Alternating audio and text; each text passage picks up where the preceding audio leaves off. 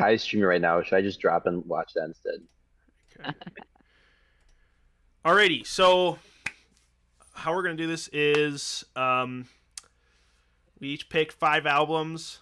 We ranked them, all 25 of them, and then I averaged the scores. And so we're just gonna go through them bottom to top. I'm gonna have each of you guys. So if it's an album that one of you guys picked, I'll have you introduce the album. You'll have a minute or so to kind of explain any background on the album you feel is relevant, your experience with it, how you came across it, whatever you want to say about it, and then we'll get into discussion. We'll go one at a time. I have 3 on a slide for the first, for the bottom ones. But yeah, so let's jump into it. You guys got any questions or about how this is gonna go? Or Nah, all right, let's do it. alrighty. So 25, 24, and 23. We got Life's a Bitch, but It Gets Better by Taylor. Saved by Reverend Kristen Michael Hayter, and 3 by Josiah. So Mason, Life's a Bitch is yours. Do you want to kind of talk to us about how you came across this album and all that? Sure. I can't remember exactly where I found it. I assume it was a recommendation from Asher, one of the songs, or just the album itself. I can't remember. But I would listen to this when like walking to classes on rainy days. That was kind of the MO for the music listening, and I enjoyed it, so I put it up there. It was a tough choice between like Scarlet by Doja Cat. That was kind of the one I would switch out for this one, where I Sure. was fighting with it. Yeah, and this is your bottom pick, right? This is your number 5 pick. Yeah. Yeah. Okay. So yeah, what did you guys think about this album? Obviously, Ash is nothing good. smiling. Yeah, so I I got gotta pull up my notes on this one. Oh, I should probably do that so too. Joe, I think you actually had the highest score, even Mason included. You had a higher score than Mason even for this album. So I'm curious what you think about it. Start there. I think I just put that it was very poppy. I don't know. I didn't love or hate it. It was just like a good listen the whole way through, like pretty average. I don't know, Sure. anything Yeah. in my kind of like sevens rating was in that vein. That's fair. That's kind of why I put it up there is there wasn't a lot of songs that I super disliked, so it's a pretty easy pick. I just start the album, walk somewhere, have a conversation with somebody, just like pause it and get back into it. Because there was no super bad song, like super good songs on it. It was just consistent. Okay. Yeah. So I kind of see Ethan and Asher kind of biting their tongues behind some fiendish Just smiles say there. it. I'll jump into it. I'll jump into it. This album was trash. This album sucked so bad. Oh my gosh, dude! Like it's rare that you find an album that's so incredibly bland that it stands out as like a prime example of a bland album. Like it is. Jesus This is Christ. this is the office value of albums for me. Like you can, like what Mason said, you could probably put on any song in the background and be pretty okay with it, which has merit No, in dude, its own. this album is such like an emotional void of like just the most boring version of depravity that exists. Like it's like this album is too distracting for me for it to be like a whatever album. And like I would say that probably the thing I hated the most about it was definitely the production. Um there's like just so many like lowest common denominator like trap elements like that you hear in like Morgan Wallen or like modern, country trap. Uh except that it's somehow done even worse than that. Which is kind of an accomplishment, honestly, but yeah, this. And I think I'm not going to go so far as to say that it was just a horrible album. It's not like it's grating to listen to necessarily, but I do think that it tries a little bit too hard to fit into like that very pop country-esque vibe. Like with her auto tune, they're obviously going for kind of, the Baby Rexa like voice style, and it just doesn't really fit her vocal style. The melodies and the instruments used were like very inconsistent for that type of music. So it just I thought wasn't a good, work. It's not that it was, unpleasant to listen to when it comes on. It's not one of those songs that says like, I'm gonna automatically skip this, as soon as it comes on, because it's just there, I guess. But Yeah, it's not something that I would like ever scroll through and actually put on by choice. Oh yeah, I did write. Right, and Sorry, go ahead. Ian. yeah, no, for me, I will say this was probably my lowest rated album, and it definitely was my lowest rated album, and I probably shouldn't have put it that low. I feel like it was a little compromising and a little jaded to like give it such a low score. But and yeah, for me, it was mostly just the fact like it was very shallow and had, at least for me, like pretty much had nothing to offer creatively, and I did even wanna... to the point where like I feel like in the background, like it just wasn't super enticing. Yeah, I did want to point out something. I was actually looking on Genius for some producer and writer credits because I was curious if she wrote any of the songs herself, which she has writing credits on all the songs. But among those who have writing and production credits is Paige Blue, who's done like pretty much all the writing for Tramp Stamps. You know that song "I Would Rather Die Than Date Another Straight White Guy" or whatever. So that's some of the brains behind this album. And then Keith Varon, who's done production for like MGK and Jaden. So like it definitely That like adds up. knowing that, it kind of like, okay, I can kind of see where this is coming from stylistically. But I think this is somehow less interesting than like Tramp Stamps and MGK though. At least for me. I feel like it'd be hard to be less interesting than MGK, but I don't know, dude. Like MGK is almost like kind of an interesting person unto his own,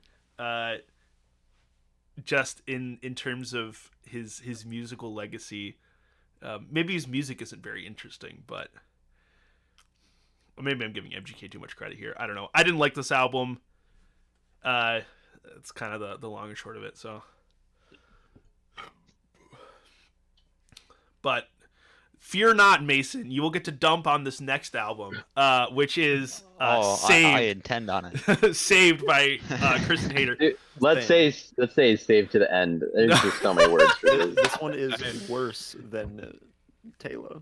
Well, not according to the aggregate scores. Okay, so the democracy has spoken, and this is slightly better. No, I think I don't know how. I think this is a very controversial album, and I knew that going into it.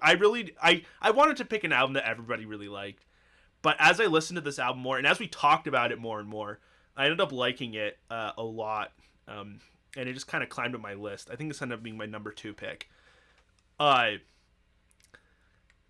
think this hits really hard for me personally, coming from a religious background and someone who's still living out my faith. And I've always like really hated like praise and worship music and just like general Christian contemporary music in general, because it's so annoyingly like poppy and positive and shallow. This album really felt like it presented a lot of depth. I feel like I got a lot of insight into Kristen Hayter's own spiritual journey. For reference here, she used to go by Lingua Ignota, and all of her music under Lingua Ignota is super good. I recommend that you check it out. It's like dark wave, kind of ambient. It's very, very personal. And I guess she's gone through a lot of traumatic experiences and dark times, and that really comes out in the Lingua Ignota projects. And so I think this album was kind of her stepping back from all of that dark personal stuff and zooming out a little bit more and focusing on her faith, which she was raised Catholic. So, yeah. So on this album, it's like she's doing some like Appalachian like gospel music type stuff. The album cover is very reminiscent of like 70s televangelists. It's all like pretty minimal, just like prepared piano and vocals, and she's got some like weird, like glitchy, like creepy effects going on and stuff. I think it's super creative. It's obviously like very much a concept album and like very much in its own zeitgeist. I love this album, but you guys did not feel the same way about it. So I don't know. What do you want to take over? I did not give it a horrible score. I will say that. I did. I gave this album a 7, and that was very conflicting. And I think kind of how I ended up rating some of these albums is like I kind of like broke my ratings down into very specific segments, but I also like offered like a bonus for just like creativity sakes. Like, is this something that like is original I just haven't heard before? And like this album like did deliver on the fact that it was really unique, and I really enjoyed just the fact that she like hit on this style of music. Like I really like folk music. I Appalachian gospel. Like my dad and my grandpa are kind of into some of that stuff, and like I've been exposed to it before, and I really enjoy that sound. Just the biggest downfall to me was that it sounds like an anthropology student was doing a thesis on like Appalachian people, and she got super inspired and decided to create like a super like artsy like album like reminiscing about her time in like the hills of Kentucky. And it's like it's there's definitely like pieces of it that are just very ridiculous. Like she stylizes her voice in ways that's just like she's forcing herself to give this accent, even though under her previous title, like Sinner Get Ready is like she's already explored some of these sounds. Her voice is very unique, and like I don't think she like just crafted this like persona just for this album. Like obviously like stylistically like these aren't completely new to her. Again, Sarah Get Ready was actually like up for me a much more enjoyable album. Um, so she's already explored this sound before, but again, it was just between the really cheesy covers, the cheesy to me like having the speaking in tongues segments was just a little like much. It just felt so like it felt like I was watching a knockoff like A24 movie without like any visuals, and I That's kind also of what just that's felt kind of what I loved about it, though. Like it's so evocative. Like the imagery is so evocative, and it's just got this vibe to it that's so like like I've never listened to an album before and been like, this is like a horror album. This is like a horror album, dude. This is like this is the that's the this is the midsummer of music. if she had stuck to not make it, that's the thing. Like I feel like she was. That's why it's almost insulting. It's like this is supposed to be like very like almost sacred music to these people, and like she's just trying to make it like turn into this creepy aesthetic. And I get like it's deeper than that, Yeah, but I think it was like my take was just that it was kind of an inauthentic take on that kind of Appalachian folk, which had origins in the northeastern United States and like the witchcraft and stuff of the time. Like that's kind of where between that and like the Native Americans that were in the area at the time, like that's kind of where that music originated. And to have someone come in and do the Christian rendition of that, and bring in the grating vocals and then mix in the Christian aspect of speaking in tongues, like it just felt very inauthentic and grating without having any real tie to that kind of culture. So it just kind of felt like a mess. It's the only songs on this uh, entire list that I would just skip immediately because they're so grating and I guess challenging to listen to that it's not worth doing unless you're actually focusing on analyzing the music. And like the prepared piano is good. Like I like the sound that it's done there. Like the vocal production is interesting and of that style, but I think that combined with the theme material, it's just not a good match and wasn't enjoyable for me. Yeah, and I'll agree in the fact that like this is not just an album you can throw on. Like there's it's very, yeah, in some senses it's pretty grating. There's some moments that just like interrupt the flow. There's some kind of like disturbing or weird moments on this. It's like I probably listened to this album in the last month or two in preparation for the stream less than any other album, just because like I love this album, but I have to like fully get into it to enjoy it. I can't just have it on in the background. Joe, do you have any thoughts about this album? I mean, this is the one that I rated the lowest, and like I heard about it on TikTok once upon a time, so like I knew about the concept of the album, and I was gonna listen to it on my own. But you happen to recommend it to me, for this thing, so finally got around to listening to it, and so I could appreciate somebody taking it like an idea and running with it for a piece of work, which is kind of the reason why the score isn't lower. Like I do like that kind of approach. Uh, like for one example, I think in the second song she does like a play on War Pigs, which is does like the masses, like that kind of thing. Like I hear that stuff in this album, and I'm like, this is cool. I love this. And then it sounds like Yoko Ono like did the rest of it. I'm just not about it. That's I'm awesome. just That's like, awesome. I'm just like, God damn, I know what you're going for. I just don't like the sound. Like I could never walk up to anybody in the street and be like, hey man, you want some new music? And then I show them this. They might think less of me. I feel like. You might be committed. Oh man, yeah, no, I mean that's valid. I also think this is like one of those albums like you either love it or you hate it. You know, I don't expect anybody to listen to this and be like, um, I can really see what they were going for, but it's just not my thing. Like, I feel like Yeah. this is the type of album that evokes very strong emotional reaction. So like either you're gonna like vibe with it and love it, or it's like gonna be like, it's gonna feel like sandpaper on your skin, and you're just like, this is so weird. I can't, you know. Mhm. But yeah. It was something. She did something. That's for sure. She gets extra points for that. I feel like I fall into the category of like the sandpaper on your skin thing, because I honestly I just don't think my music palette is wide enough to like fully understand it or appreciate it. I understand it's good enough music that you would like it, but how I listened to it originally, it just absolutely hated it. It sounded like a blender, and I just couldn't get through it. And after I listened to more music, and like I've gotten way more into music since doing this and committing to being here today. Mhm. So I started listening to a lot more types of music and whatnot. So I was like, okay, now that I've listened to more, I started appreciating music differently. Let's go back and listen to it again. And I tried. I tried. I got like two songs in. I was like, I can't. I'm gonna break shit.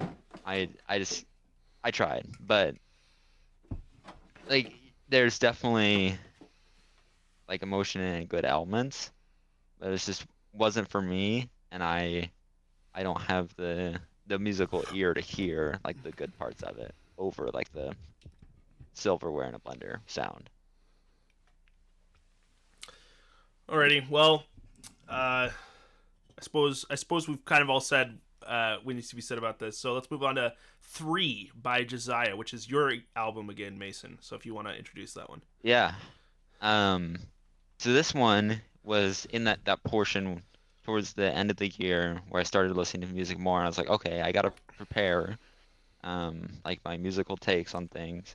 So I started listening to songs that I usually do, and then I look at um like artists that were featuring on them, and I'd go look at them. It's like, okay, I don't know who this person is per se, and I don't know what their big hits are. So start listening to them, see if they have anything new out, and that's how I found Josiah. I've listened to his music before, but I didn't really know who he was or what his music was about. So I just looked him up on Apple Music, saw the album, gave it a listen. I really liked a couple of the songs specifically. Um, like the beginning, middle, and end of the album had some really strong stuff. Um, I love Imagination Station. That was one of the best tracks on the album. Um, I just thought it was just really good hip hop there. Hmm. Yeah. So I think Asher and Joe enjoyed this album quite a bit too. Yeah, I mean it's towards the bottom of my list because I think a lot of the albums that we'll be discussing today, were pretty standout as far as quality and really pretty good. But I did still enjoy this album. I think it has a couple like really standout features. Like Mason mentioned, Imagination Station, great single.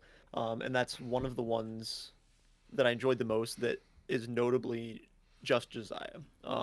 Because I think the other couple songs that I really enjoyed on this album are the ones with features, where he kind of brings in his featured artist style a little bit more, and they're established, well-known artists that have very good styles. Um, so the fact that there weren't a lot of the songs that were purely him is why I guess I didn't rate this album better. But stuff like Art of War with Denzel Curry and Rico Nasty is great because Denzel Curry's flow is amazing, the delivery is great, it's very exciting to listen to, very upbeat, and of course Rico Nasty blends super well with that Mhm. style, so that song is great. Bloody Nose is a little bit more out there. I really enjoy Scarlord generally. So having him featured and them really getting into that, fast, rough type of horrorcore is awesome. So I really enjoyed that song as well. And then the other songs with like Denzel Curry in Midwest and the one with One and Only, they're also really good songs with great features. So those are kind of like the highlights. But a lot of the songs, kind of throughout the middle of the album, the Travis Barker song is just bad because it just sounds like every other Travis Barker song ever. Travis, yeah, exactly. Right. So I didn't I mind that thought there were song. some really good standout features, standout songs, but overall kind of middling album, I guess. Yeah, I probably agree with Asher on a lot of those points. Yeah, the moment I heard Art of War, I was just like, oh fuck yeah, I love Denzel. Anything with Denzel, I love it. So, um, I probably rated this really high because it was just a really good album to listen to in the gym. So even this morning, this is probably one of the few albums I actually listened to more than once. Um, but yeah, like I could just put it on in the gym. I love the energy. I love when like they do the hip hop punk kind of crossover. Like I just love that mix as well. Just a lot of energy, upbeat. Yeah, and I guess that's about all I can really say about this. Asher kind of touched on everything else. Yeah, for me, I gave this a pretty low rating, and I have nothing against him personally. This kind of like horrorcore punk sound is just really not my taste, and I probably was not as objective as I could have been. But just for me, like obviously Denzel Curry, Rico Nasty, like probably some of the two best like Rappers in the hip hop game, artists. yeah. Yeah, no, exactly. And like Rico Nasty definitely is like a lot of respect for her, and I feel like he doesn't give like as much like stage time as he should. But I think back to like some other songs like 1-800 Swallow Me with Fat Nick and Josiah, like stuff like that, like sounds like that, like I really enjoy, and like I just felt like this album didn't have a lot to offer me. I just felt like it got very, I don't want to say boring. There definitely was a lot of different sounds going on, but again, I just felt like it was just not a super fleshed out sound, and like it didn't feel like he was committing to his sound a bit, and it felt, I don't know. And I mean, Yeah, I definitely have some 2019 was his first album, right? He was when he um first, yeah, what was his last album? It was or I'm saying his first album. Like he hasn't been making music for like yeah, he's that pretty new. He's long. pretty So new. I think he kind of broke out on TikTok. His first album was in 2019. Josiah And I that's Am. Josiah Am. yep. And that had some really like solid songs like Case 19 and Shenanigans. Like Shenanigans was huge for a while. Mm-hmm. Yeah.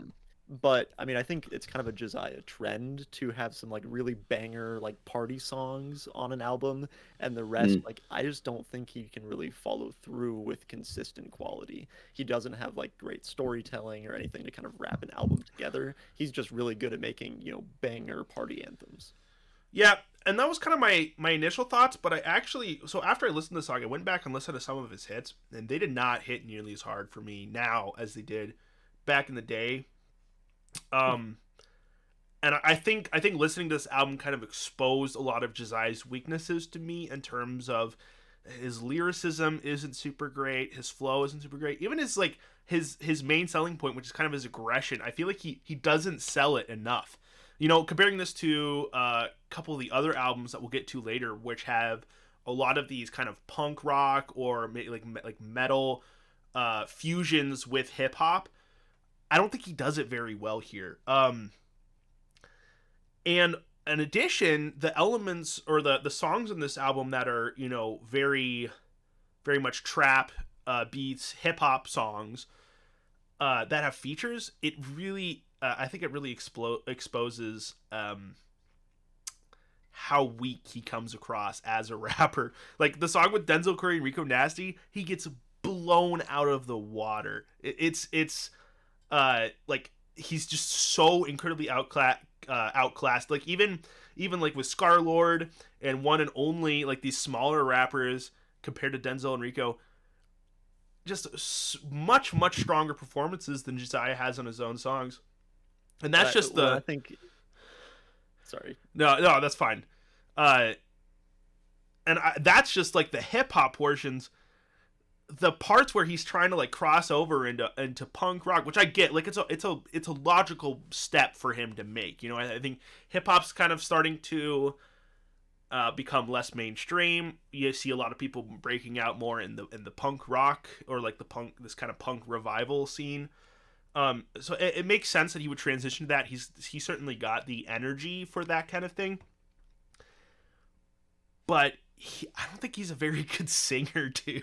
Yeah, There's a lot of auto-tune on his vocals, and his lyricism just doesn't hit emotionally at all. Some of these lyrics are really questionable. When you bring up like how he gets blown out of the water by, you know, some of his features, I think the funniest one to me is Midwest, because I don't know if you guys have ever like listened to Midwest's like solo work, but it's pretty bad. But he has like an interesting flow and an interesting voice. So a lot of the verses that he does on features can be pretty interesting and fun to listen to. So I think it's funny that even, you know, this solo artist that isn't particularly good by himself, like his verse on a Josiah track is better than most of Josiah's own verses. Yeah. It's pretty funny to me. And you know what? You guys are talking about this, and what's popping in my head is, do you guys remember Lost Boy by Corday? Yeah.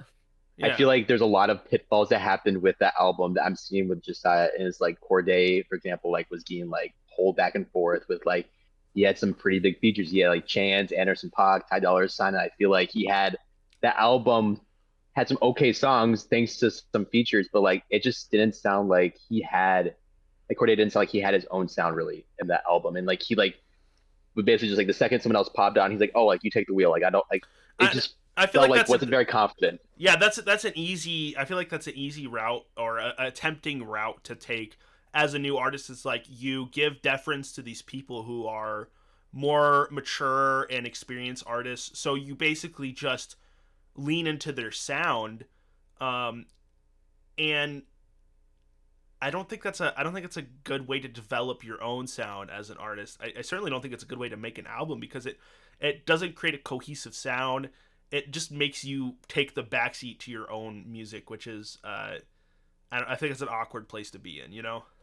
It's tempting though. It's like, why would you like? I feel like it makes sense, like from a marketing perspective, to like, yeah, let me bring on these huge artists. Like, oh, like I got Denzel Curry on my album. Like, obviously, why not? But like, I feel like you think of like some of the greatest rappers, and like I feel like they had to like spend time in the weeds for a long time, just pushing out their own projects with no features, and if anything, no prolific features. Like they're really just like taking their time to like let their own sound ferment. And I feel like maybe it was just like a case of like got too big too fast and like kind of lost traction a bit. Yeah. All right, you guys ready to move on to the next three? Oh yeah. Alrighty. So we've got number 22, My Mind Wanders and Sometimes Leaves Completely by Lolo Young. Number 21, My Bloody America by City Morgue. And number 20, Weed Killer by Ashnikko. This is... Those first three albums were definitely outliers. Like, we saw, like, some people, like, rating... Like, a couple people gave them really low scores. This is where we're starting to get, like, 6.5 and above. At worst, some people weren't super impressed. But, like, overall, I think everybody had a positive impression of these albums. Ethan, do you want to talk about My Mind Wanders? Sure. Yeah. No, Lola Young kind of a newer sound of music right now. She definitely has taken over the British airwaves. Um, I did not give this album a super high rating, but I still wanted to put it out there because I am personally very excited to hear her develop. I think she has some really good singles, some good songs. I think her voice is interesting and exciting. I'm actually gonna go see her in a month, so super excited for that. But I do think that this album lacked any characteristic of like a solid structure. Like it did not tell a good story. It lyrically, it's not the most impressive thing in the world. It is very lackluster in a lot of ways.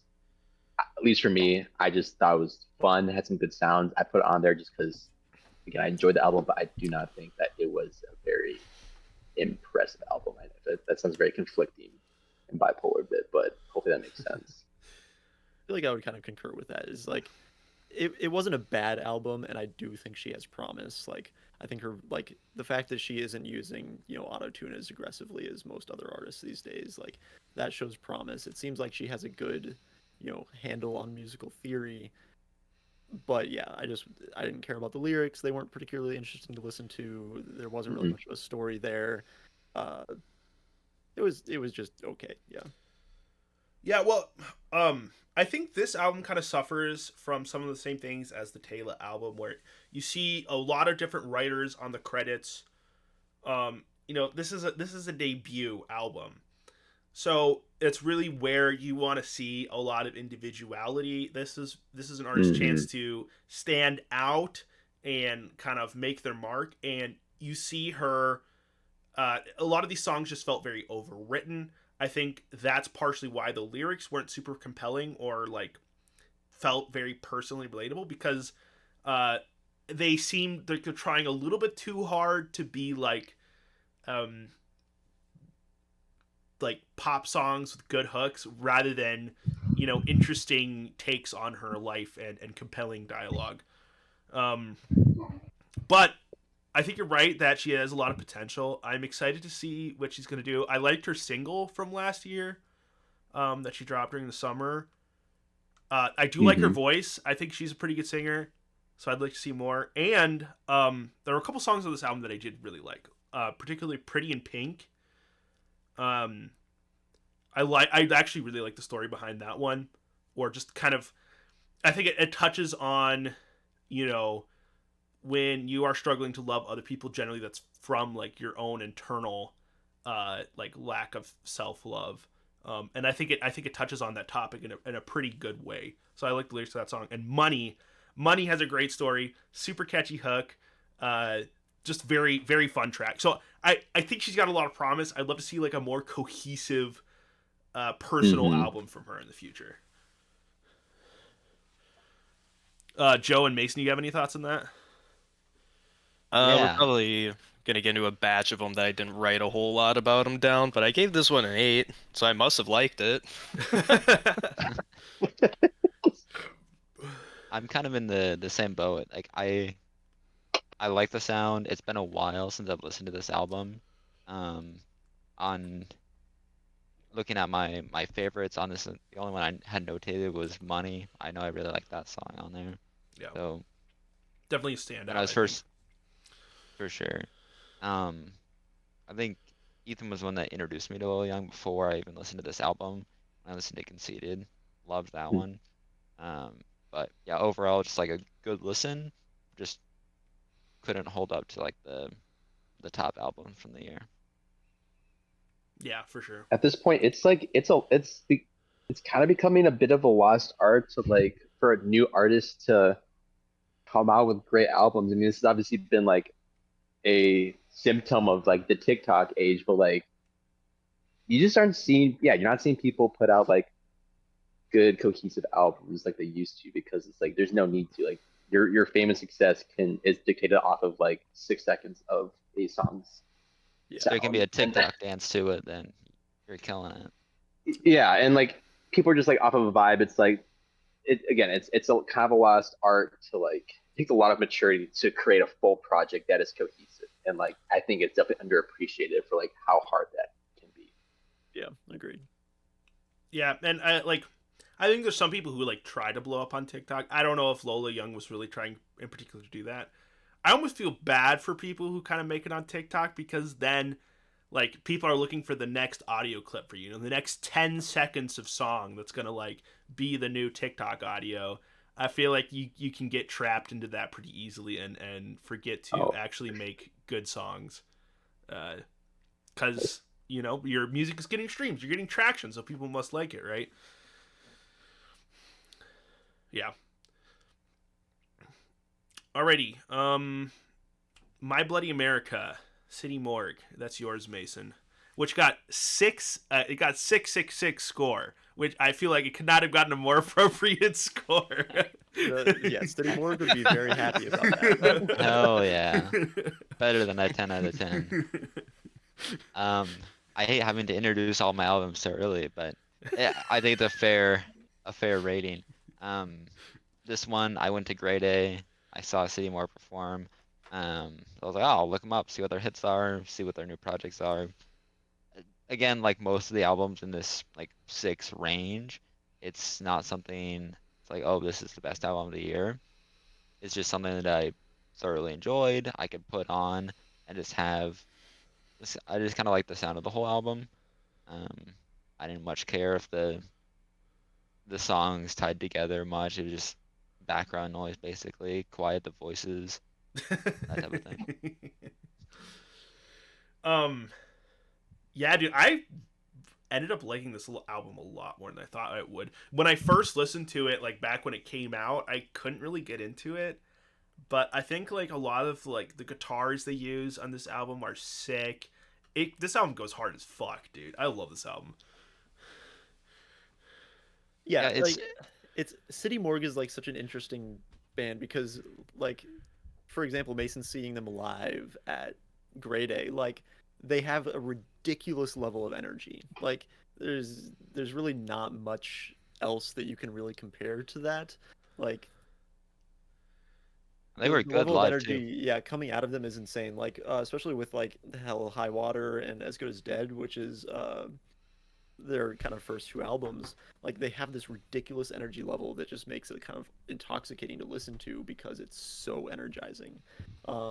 I just I didn't necessarily love this album. It didn't have as many bangers as some of their earlier stuff, but you know there were some standout songs like Haha Wacko and Skull and Bones what 322, was dude. it? Skull and Bones 322. Yeah. This Yeah, is Skull actually and this Bones is is one of good. the few horrorcore albums that I've shown my fiance and she's actually enjoyed.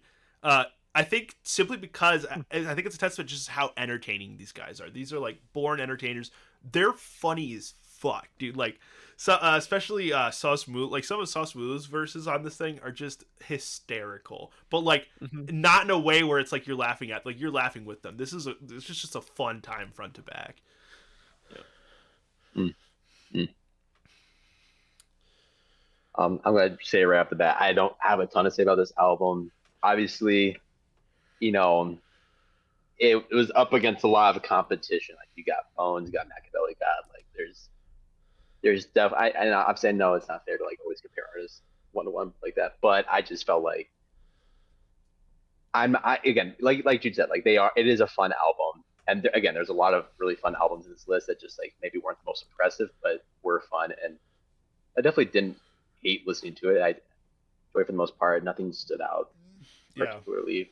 Not, I'm not a huge fan of them in general, so you know, probably not the greatest voice on this, but that's fair. Yeah, I just put it was all right. It probably could have benefited from a second listen. It'll probably be one of those albums off this list that I'll go back and listen to maybe Sure. appreciate a little bit more. But it was again in that mid range of I thought it was okay. I could listen to it and not be upset. It definitely took me a couple listens to appreciate. I'll say that. Like when I Yeah, first and listened, I was like, this doesn't really stand out in any way, but I enjoy it. yeah, you guys really like horrorcore, and in the last couple of years, I've kind of strayed away from it, but it does have its place in my heart. Alrighty, and then another one of Mason's albums, "Weed Killer" by Let's Ashley go. Go. Yeah, this one was mostly just some of her stuff of the past is good and have like blown up. and some of the songs are just like bad, and I was just pleasantly surprised that the whole album was like, okay, there's like decent stuff in here, and there's not a point where I have to like turn it off or switch to a different artist. So it I did enjoy the songs, but the biggest reason it's on the list is just because it was surprising and I didn't hate it. Mm. And this is I think I put My Bloody America, my other like the other picks above this one too, except for Taylor. But like it's it's on there because it was surprising. It was like, oh, this is okay music now. Mm. Yeah, dude, this was a very interesting listen for me. I listened to it when it dropped, and I was very conflicted about it then, and I'm still I went back and forth in this album so many times. I would like bump it up to like a 7, and I bump it down to like a 4, and then it kind of ended up somewhere in the middle. But I think, okay, here's the thing: Ashniko, like City Morgue, I think she's got a lot of charisma. She obviously loves what she's doing and is having fun with it, so I really appreciate that. I struggled quite a bit with the lyrics on this thing. Uh, there are some lyrics on this thing that are just so tasteless that I I just they kind of rip me from like the flow of it. Like that song, oh, let me pull it up. Towards the end of the album, the last song, Dying Star. Like really pretty production. I think Ethel Kane sounds amazing, and like Ashniko's performance is great for the most part. And then she goes, like, "Listen to me when I say ouch," and you're just like, that's objectively just not a good lyric. I understand what you're trying to say. That's a fine sentiment, but that's like the least poetic possible way to say that. And there were a lot of moments on this where it's just like it's just a little tacky, and I think it rips me from the vibe. There are definitely some highlights on this album. I think Cheerleader, probably one of the most fun songs on this whole list. That is just Yeah. such a banger. Miss Nectarine, great story. I really like the vocals on that one. Um, you Make Me Sick is kind of hysterical and a little awkward at times, but pretty much a banger for sure. I So really like that one. You Make Me Sick almost reminds me of like Melanie Martinez if she had like just was on speed or something and had just a ridiculous amount of energy. yeah, It's just fun. It's ridiculous. You don't know what's happening, but it's just a fun song to listen to. And that's kind of how I felt about this whole album. Is like it's one that I do go back to and listen when I'm cleaning or doing whatever. Where like yeah, I just want something kind of ridiculous and something fun to listen to, and it's that. yeah. This is one of my most listened to albums on this whole list, or it's up there anyway. Just because I like, partially because I like couldn't decide how I felt about it, but also just like there are a lot of fun moments on this, and it's definitely an interesting listen, if nothing else. Yeah. I actually, oh sorry, what? Well, I was just gonna say, I thought it was really funny that Weed Killer and My Bloody America are 2/100ths of a point away from each other because I rated them exactly the same. So maybe I'm onto something. Maybe I do know what I'm talking about. I don't think But like I don't think I was this, just gonna say like Weed Killer was like the title song was my only introduction to this album, like prior to listening to all of these. So I think I might have hyped this album up a little bit more in my head because I really liked that song. But it is like weird, and I can like a little bit of weird.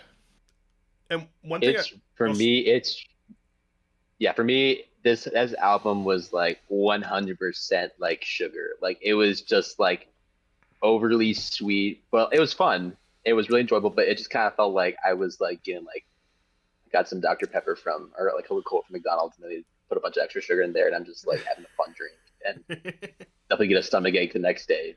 yeah, But yeah, I like that. I feel like Ash Nico in general is like she definitely tries to pull off like that overly eccentric look. She's kind of like a Grimes, love baby, love child, but like obviously nowhere near that. But There's definitely like this whole branch of artists that seem to be like downwind of like Bjork's aesthetic. Um, mhm. Especially what Bjork's been doing the last 10, 15 years where it's almost more of a visual art than musical. It's very focused on like the flashy, just like super elaborate outfits and visual work. I will say that like the album cover to this and like the album cover or the covers for like her lead singles and just like the artwork surrounding this album in general is incredible. I love the imagery she used. If you get a chance to look up like some of like the alternate album covers or like the covers from the singles, just super crazy out there, like dystopian, like I think it's pretty rad. So I definitely give her points for that. Mm. And like if you like, I think you're totally onto something there, where it's like become almost a visual media for some of these artists. Like Yeah. if you look up the music video for Weed Killer, it's that like exact vibe. Like it very much was thought about in more ways than just the music, and I think that's kind of cool. For sure. But I think there's albums Mm. that do that kind of evocative visual imagery a lot better, and we'll Yeah, get into no, that. agreed. We'll get into that later. But yeah. All right. Moving on. Let's see if my album, my last one, is on here. It's not. It's not, dude. Let's go. We've got Woo! number 19, No. Dumpster Fire by Trash Day. Number 18, Basket Case by Bones. And number 17, I Might Forgive, But I Don't Forget. How by did that end up at 17? That is crazy to me. That is very fitting. That, It is very close to what I rated it. ah, We'll get there, but I do have some We're okay. thoughts on that as well. Yeah. Yeah.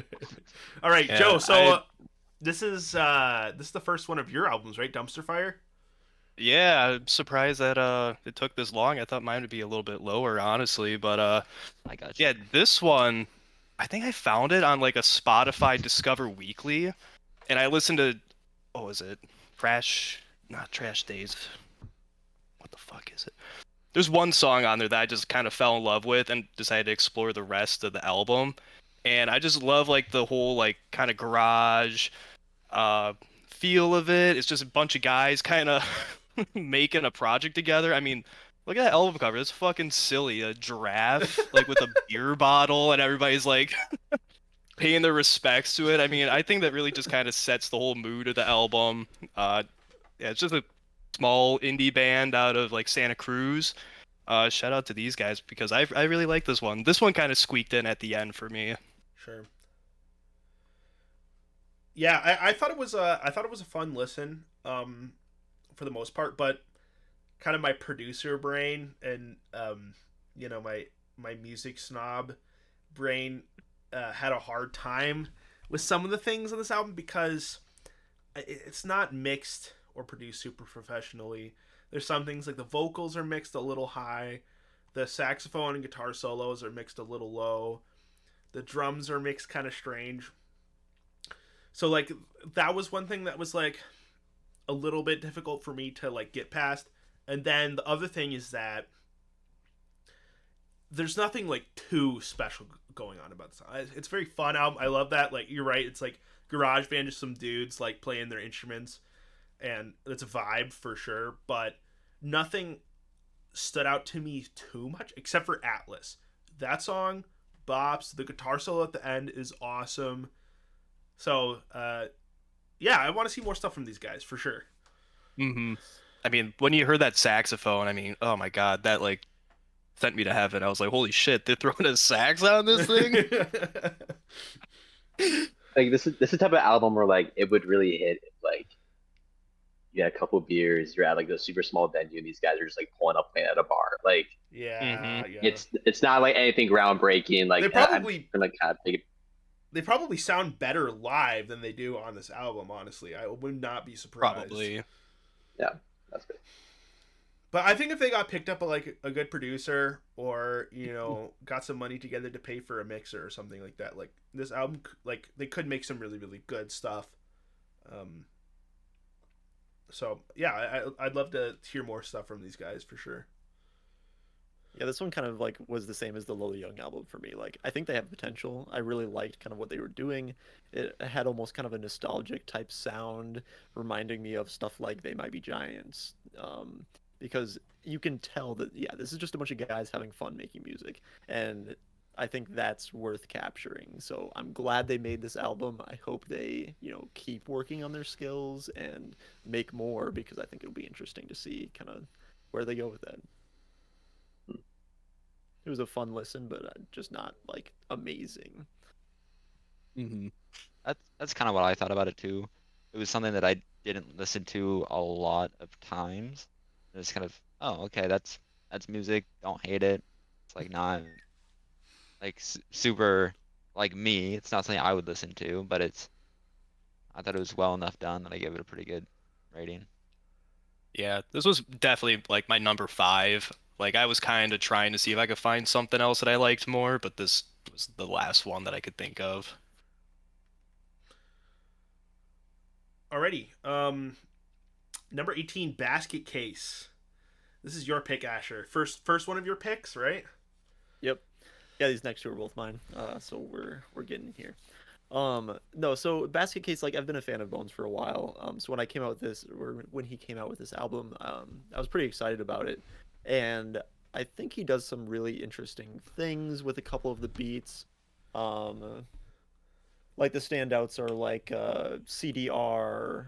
That one's just kind of a really unique vibe. Um, and what was the other one? Uncle Rick's Monte Carlo. Like there's some fun songs in there and sways. Uh, Definitely not Bones' best work. I think the my biggest complaint with this album is the song length. Every single song that I listen to, each one that has a good beat and a good verse, I just wish there was another one. Right. Because a lot of these songs are cut at, a minute 30, a minute 45, and I feel like you could have made these into, 2.5 minute, almost 3 minute songs, and it would have been, it probably would have moved their score from, what did I give this? Uh, a 7.5. They probably could have gotten up into high eights if the songs were just longer. They added another, compelling verse to each of these beats. But I thought it was fun. There was some creative stuff done. And then Mason, I think this was one of your favorite albums too from the list. This was, what do you mean by that? Like Like I like the what album, one but of your top rated, yeah. yeah, it was good. Like I haven't been listening to Bones for a super long time, but I do enjoy like some of their biggest hits. Um, and I really like CD-R. Like as soon as I heard that song, I probably mentioned this when I listened to it. It sounded like the Interstellar theme to me, and I was like, I love the Interstellar theme. This is great. But yeah, overall, just very Bones. It seemed like I could agree with the longer songs. That'd be perfectly fine. But nothing too out of the ordinary here.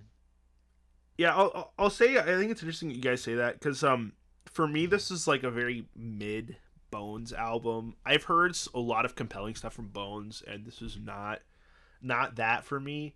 I definitely agree with the song length. A lot of these songs really deserved a second verse or a hook or something that like gave it some substance, but like so much was just there and then it was gone. And he didn't really take any time to develop the beats or build on any of the ideas.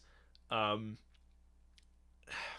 it almost felt kind of like half-assed. Almost, I don't want to say that because like in horrorcore you hear like 2 minute songs, and I get like it's fast, it's aggressive, it's there, and then it's gone. But like I just, especially since he took a little bit more of like some of these beats are a little bit more slow and almost ambient and atmospheric. I wish he would have built on that just a little bit more. Um, And I don't think you're out of place for that sentiment, right? That it's kind of half-assed because that's kind of one of, Bones's fan base's like main complaints is that he puts out so much music. Yeah. Half the projects just kind of end up falling flat. And I don't think this is his worst project. He's put out a lot of other albums that seem way lower effort, but no, I agree. It's not. This one ended up, I think, in my lower half of the 25 albums today. Sure. Yeah, it was Because, below your yeah, average score, so which is interesting. But, yeah. yeah, just not. It was enjoyable, but I don't think his best work. Ethan, are you there? Do you have any ideas on this?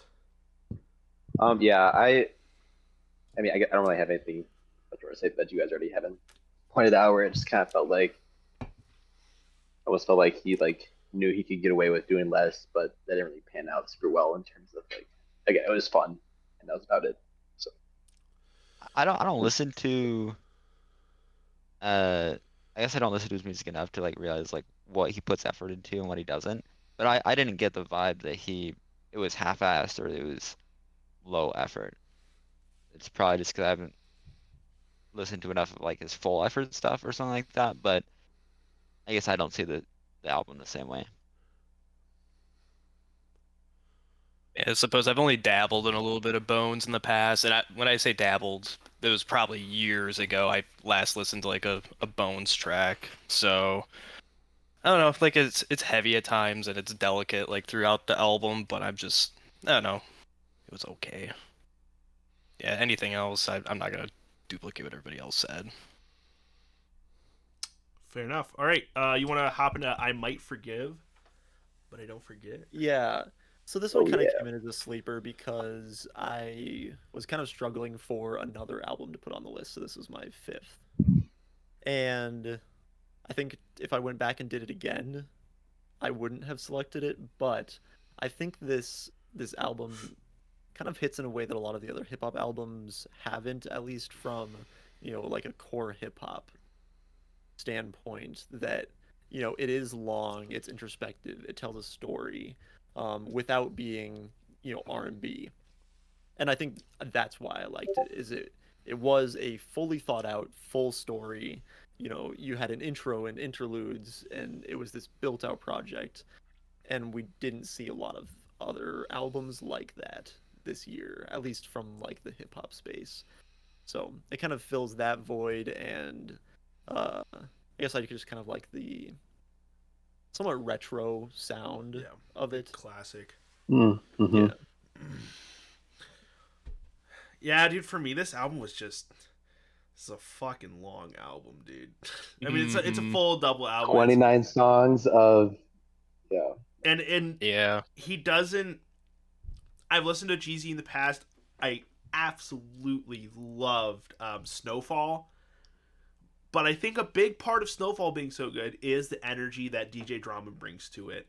His like his intros and stuff are awesome. The beats are just so high power. This is kind of peeling it back a little bit, and yeah, you're right, Asher. Like I get the sense like it's telling a story. It's a more personal, but for me, it just drags on and on. There's not a ton of different sounds going on. Uh, he doesn't really seem to build too much in energy at any point in this album. It's very much like all the same. In fact, like if anything, like I think like the first couple of tracks are probably the strongest, and then it kind of drops off a little bit. And I didn't dislike this album, but there wasn't anything on it besides the fact that it's like a classic hip hop sound, and I like Jeezy's voice that like stood out to me. You know. Hmm. Yeah, like I gave this a very solid 7. Like if I had a benchmark of 7, this was the album. Like I was listening to this and I'm like, I swear to God, I've heard all of these songs before. It like if I had to point, like if there's a dictionary definition of hip hop, I would point to this and be like, this is the bare minimum to be hip hop. There wasn't a whole lot going on. So, and yeah, with it being, how many tracks was it? You said 29? Like, God, yeah, it just was so fucking long. Like, No, my and Gen Z brain couldn't handle it. I definitely agree with you. Like, it's a little tough coming into this because again, Snowfall was so good. Snowfall, like, it maintained almost 100% energy through all 17 songs. Like, it wasn't too long. It just kind of felt like it kept its momentum. And I know, like, he released his album as kind of like a two-sided album, because he released I Might Forgive as one album separately from But I Don't Forget. So like there's supposed to be kind of like this like split in the story, and like he's kind of going through. And again, it is classic hip hop where it's like let's just throw in a bunch of songs, and like they do have a story that's going through it, and I find that interesting and exciting. And Jeezy has a good sound. He's experienced. He's a veteran, but it definitely felt like it was a little it just dragged on a lot, and that kind of killed a lot of it for me. But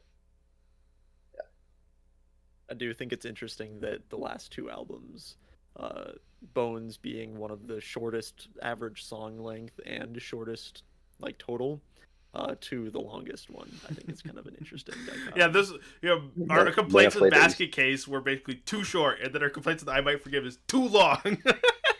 Which I mean, I think is a valid assessment because the case was pretty short. What was it, like maybe 22 minutes or something? Yeah. I mean, so was Dumpster Fire, but it's kind of a But Dumpster was less songs too, Yeah, because that was yeah. only what 7 Mhm. tracks or something. And Dumpster Fire had a lot of variety in it. Mm-hmm.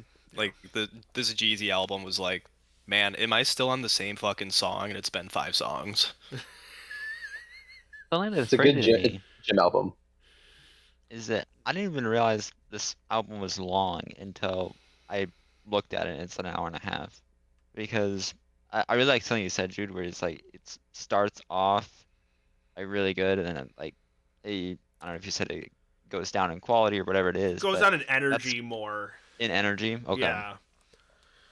Because that's kind of how I listen to albums. I'm gonna do cleaning or homework or something. I put on an album like, yeah, I fuck with this song, and then it just kind of goes into the back of my mind, um, and it's just still playing, which is nice. So I kind of liked how the album kind of faded away like that, but I never thought of it as losing energy. It just went to the back of my conscience or my focus. Hmm. Um, some of the songs towards the beginning of the mid album, like Couldn't Lose If I Tried or Never Had a Bad Day in My Life, were just so punchy and like fun to listen to. That was a good track for sure. Never had a bad day in my life. Definitely one of the highlights.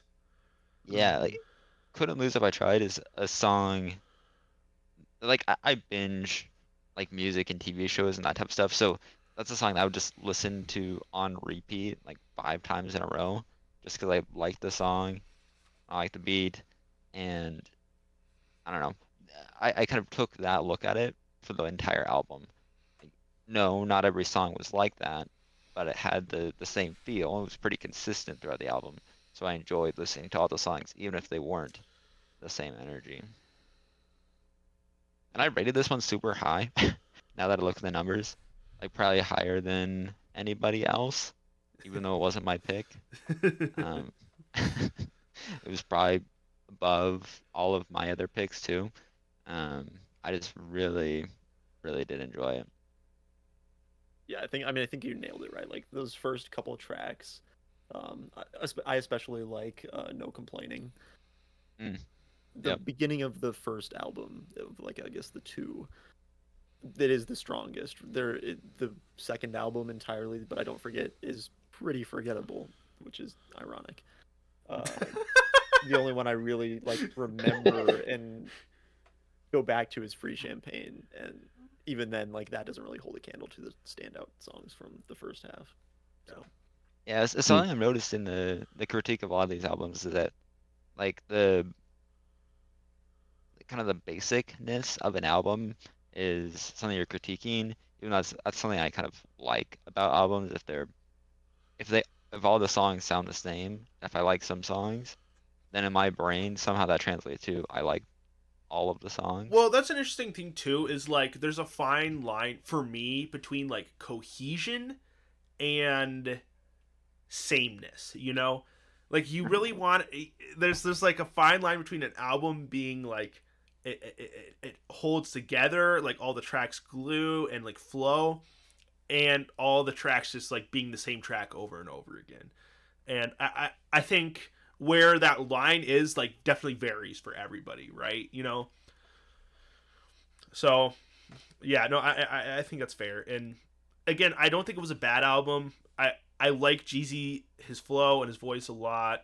I love to hear some classic hip hop, so this wasn't a bad listen for me. It just wasn't really my thing.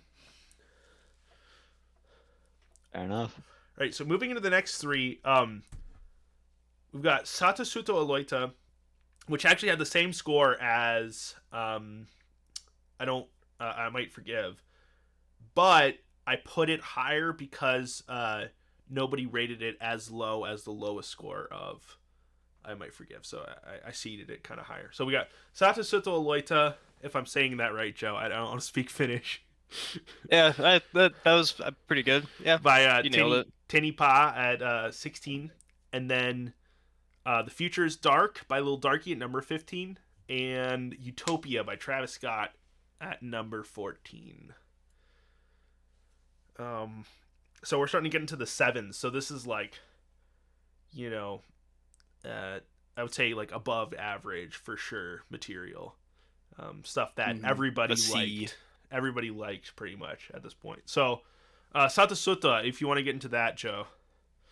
Yeah, so I'm learning Finnish, and one thing I wanted to do to kind of like supplement my language learning was to find music.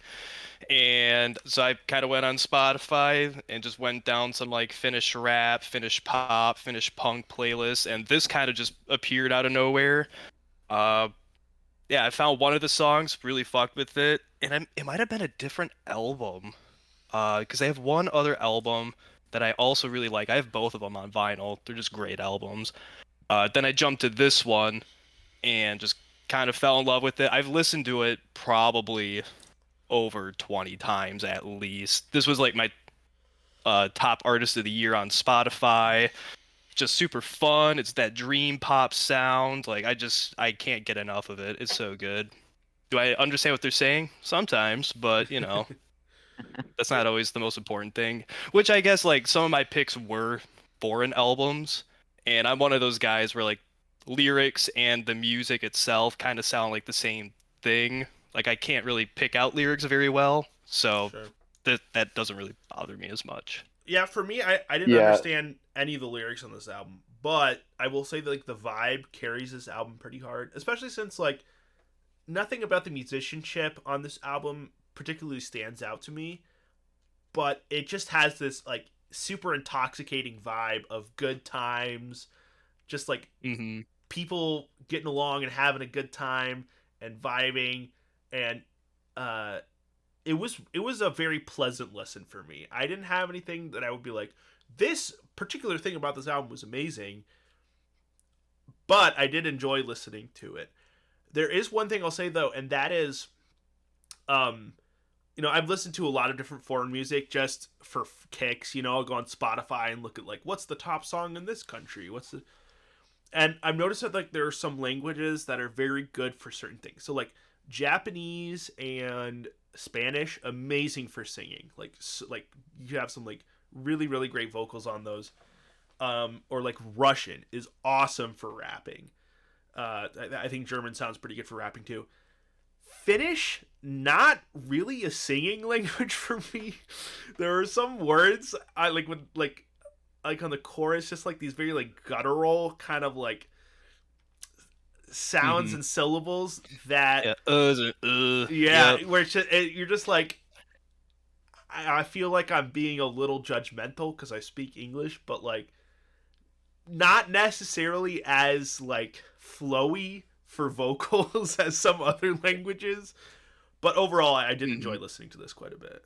Yeah, and Finnish is very rhythmic in how you speak it, so Yeah, I that is kind of like how the lyrics are going to be kind of spoken, or right. very like like on the beat kind of thing. Sure. So, Ethan, you were kind of the hater on this album. Not to call you out, but what did you what did you not enjoy about Um, this album as much? well, I'm gonna just put it out there that Finnish is probably the least sexy language I've ever heard in my life, and that's okay.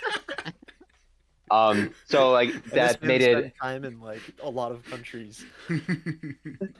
no, and like you made really solid points where like there's it's hard. I don't want to be like hate on it just because of that, but like that really just took a lot away from it. I also just think this like grungy indie rock. It's not punk, but it's just like really this like house indie rock. For me, it just it caps out at a pretty low score in general. I just feel like it's the music doesn't really like lend itself to like a lot of and it's might be a little rough, like a lot of creativity. Like, but the sound itself is clean. They do a good job with what they do, but to me, it's just like I can only get so much out of this style of music, and it's nothing against this album. It's just that it can only give me so much, and also, yeah, Finish is just really hard to get into. But Yeah, I rated this one pretty low as well. And part of it is just because I'm not super into that indie rock sound, so I didn't really get into the vibe of it. Like that's a lot of the buy-in for an album for me is whether or not I can vibe with it. And I definitely think their production quality is good. Like it seems like good music, but I think a lot of the value that you could get out of this song would be from, the lyrical aspect of it, and it just didn't do it for me. I don't know Finnish. I couldn't understand what they're saying, so any storytelling that they did is lost on me. So it just wasn't my favorite listen, but like most things on this list, not a bad album, just something I didn't particularly personally enjoy. Yeah, for this one, I like its biggest crime to me was just being forgettable, and that's totally possible that I just didn't listen to it enough times. But I I really like music, even if I can't understand it. I don't really care about the lyricism too much.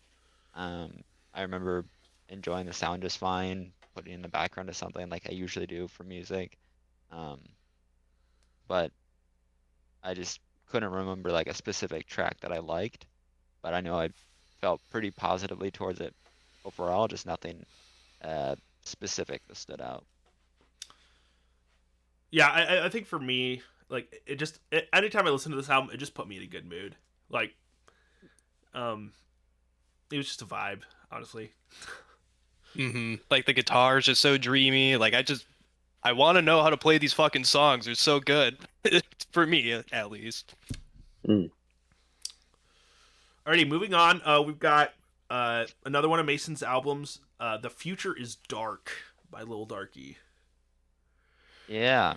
Um, my last album, it it's great, and um Lil Darky is one of my favorite artists just 'cause it's just kind of fun, makes super long songs, super short songs, all over the place.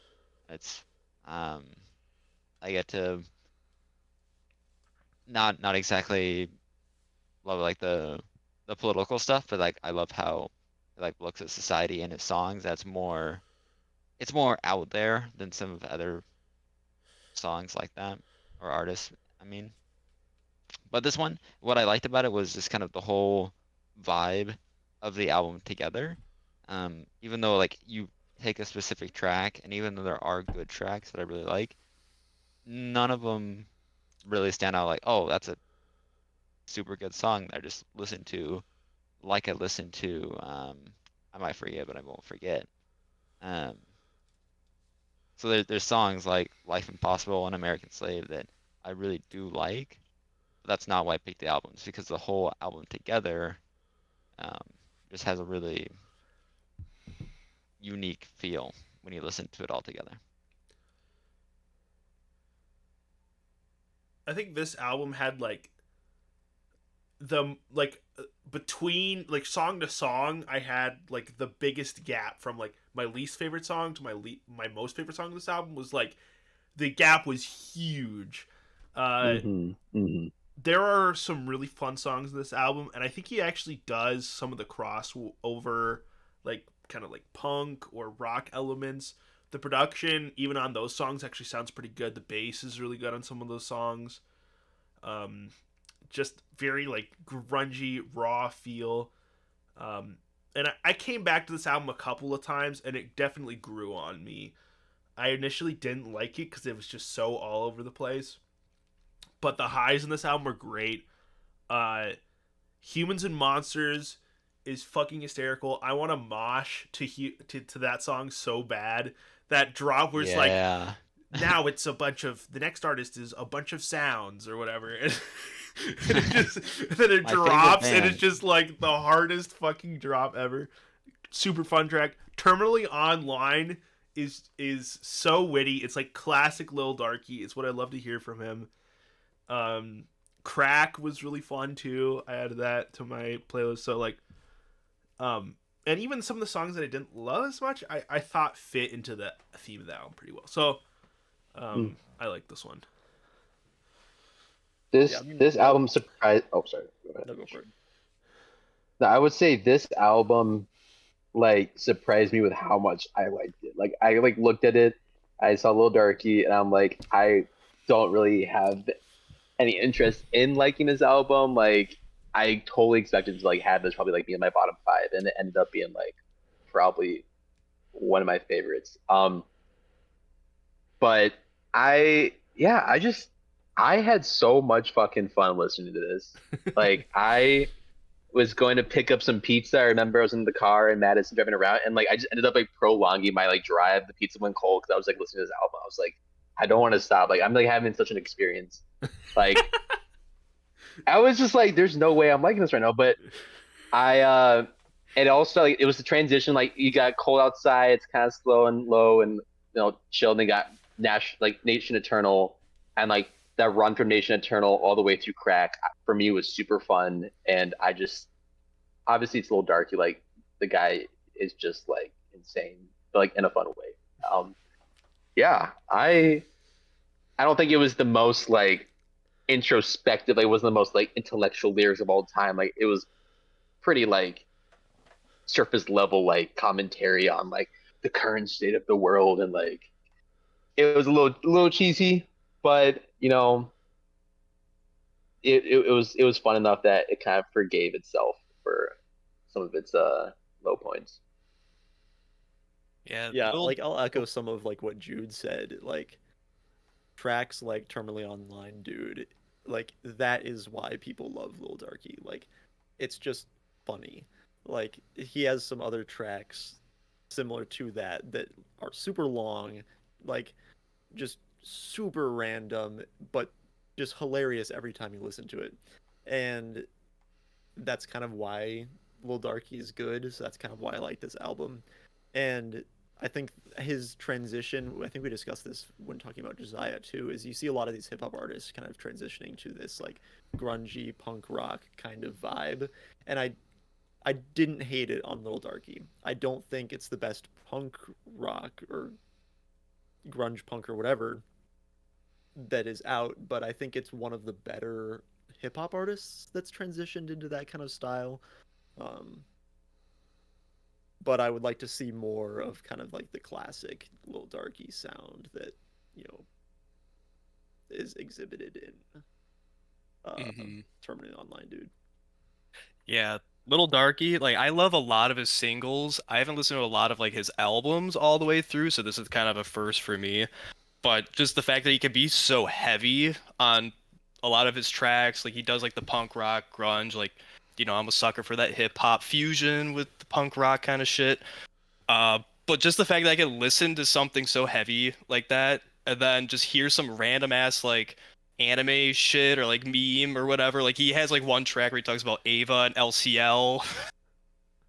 Like I was like leaving work and I'm like, is this dude really talking about Ava right now?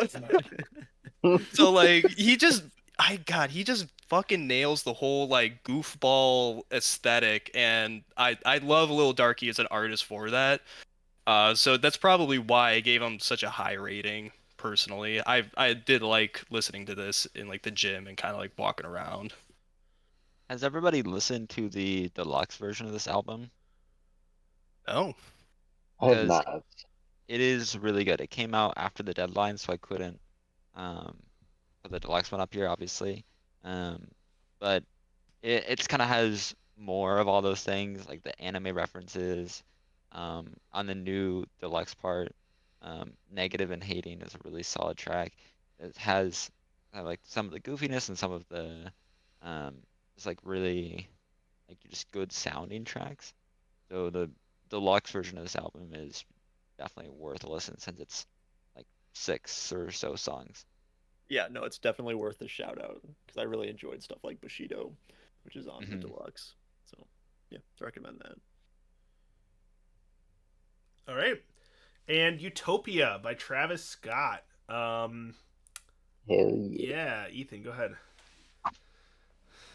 First time I listened to this album, we were driving to Canada, and for some reason, like we kind of had it turned down. I didn't really hear it very well, and I was like, "This sucks. I hate this." And I was just like, kind of wrote it off for like literally a couple months, and then I came back around. I listened to it again, and that was kind of like when people were starting to like have some more dialogue. They're like, oh, like he's just ripping off like Kanye's flow and stuff like that. And obviously, Travis is a producer for Kanye, or has been, and vice versa. Like, there's a lot of influence for each other. But I think for like mainstream rap, like, yeah, it was really good. Is it Travis Scott's best project? Like, not at all. Like, he's come out with way better stuff. I mean, obviously, like, notably, um,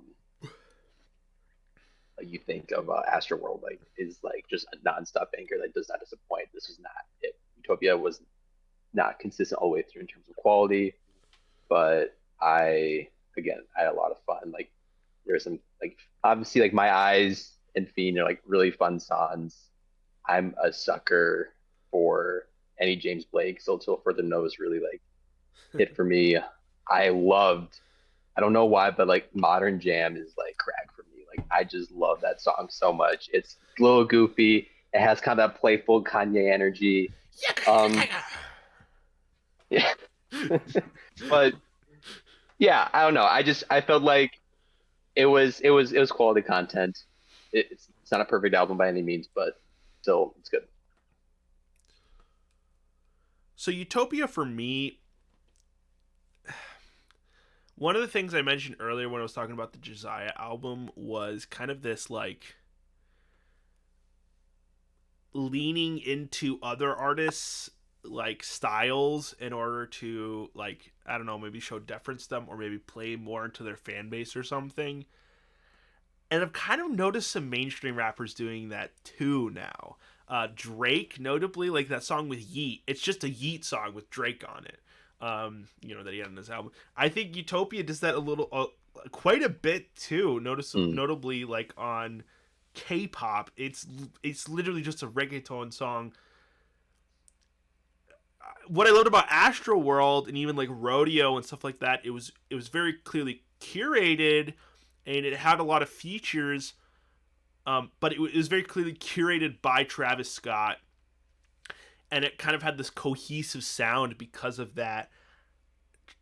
This album, and here's the thing, okay, some of my favorite songs of the year are on this album, so I want to put it out there, like, um, you know, My Eyes and Sirens and I Know and Schizo, like some of the best hip hop bangers from the year, no question. But the reason why I ended up rating it pretty low is because I don't think it works very well as an album. And this is one of the things I have a hard time like rating albums, is because like an album is more than the sum of its parts, right? An album could have three 9 out of 10, 10 out of 10 tracks for like on it for me, but if those don't hold together well and the narrative doesn't hold together well and the features don't make any sense, I'm not gonna give the album like a great rate. Like, it's not gonna be a super fun listen for me. And that's very much the case of this album. Like, again, like some of my favorite tracks of the year were on this album. I grew to love a lot of parts of this album, but listening to it through, I just honestly baffled. Like, this is not at all, especially since it's 5 years since Astroworld. Like, this is not at all what I wanted from Travis Scott, and not something that I think is going to hold up together super well going into the future either. Yeah, I rated this album pretty high because it was one of my favorites from the list. But it is still because of those standout songs, like you mentioned. My Eyes in particular, I really like Fiend and Topia Twins, and those are just so good that it brought the average for the album up. But you're right, like you listen through it and you listen to Hyena and then Thank God and Modern Jam. You're like, okay, whatever. This is just Travis Scott. It's in the background, and then My Eyes comes on, and you're like, oh shit, like this is a great song, super great vibe, the transition is awesome. And then you go into the next song, God's Country, and it's just back to that kind of like, okay, like this is a decent song, but I don't really care. But then it kind of wraps you back in with Sirens, and I feel like it has a lot of this like up and down, where some of the songs are just so good and so enjoyable that it's a super fun listen. But yeah, you're right. It's not super consistent as far as quality. But I think something that's worth noting is that while this is another album with a lot of big features and, like you said, K-pop and I think Love, um, they kind of, I guess, and Meltdown, they kind of tailor the sound to the featured artist. So, Drake, Bad Bunny, Kid Cudi, it kind of sounds like, one of those artists' songs. I think the notable thing about Utopia is that those aren't the standout songs, right? We look at stuff like the Josiah album 3.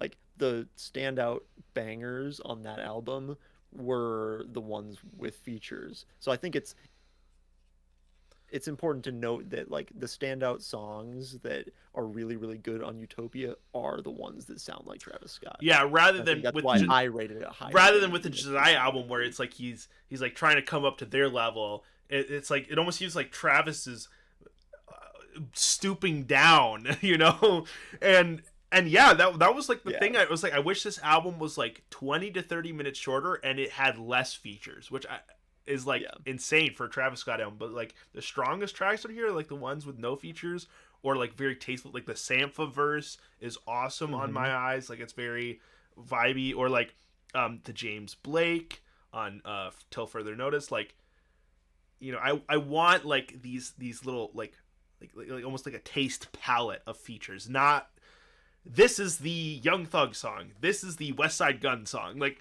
Right. But yeah. I, Go ahead, Mason. I just thought it was Travis Scott. I didn't even like My Eyes that much. Like Asher said he liked it, so I listened to it a lot, trying to like see what he saw in it. But like I don't know. It was a 6. Like that's kind of where the song plays for me. I think I gave it a 6.5. The It's album an as a L take. whole. L take. I I guess most of my albums are apparently, but like it's just I don't know. I'm not a Travis Scott guy, but it was okay music. I didn't hate listening to it, so I just kind of gave it a mid score to reflect that. Yeah, if I probably listened to this 2 years ago before I made this huge like indie rock kind of switch, because I was a really big hip hop guy, I probably would have liked it more. I gave it like a 7.5. Like I didn't write any comments about it. I was like, this is yeah, Travis Scott. My Eyes is probably the only song that stood out to me, and it's it gets kind of abstract and a little different than probably most of the other songs that we've listened to. But that's all I got to say about this. It was a kind of a middle of the road for me as well.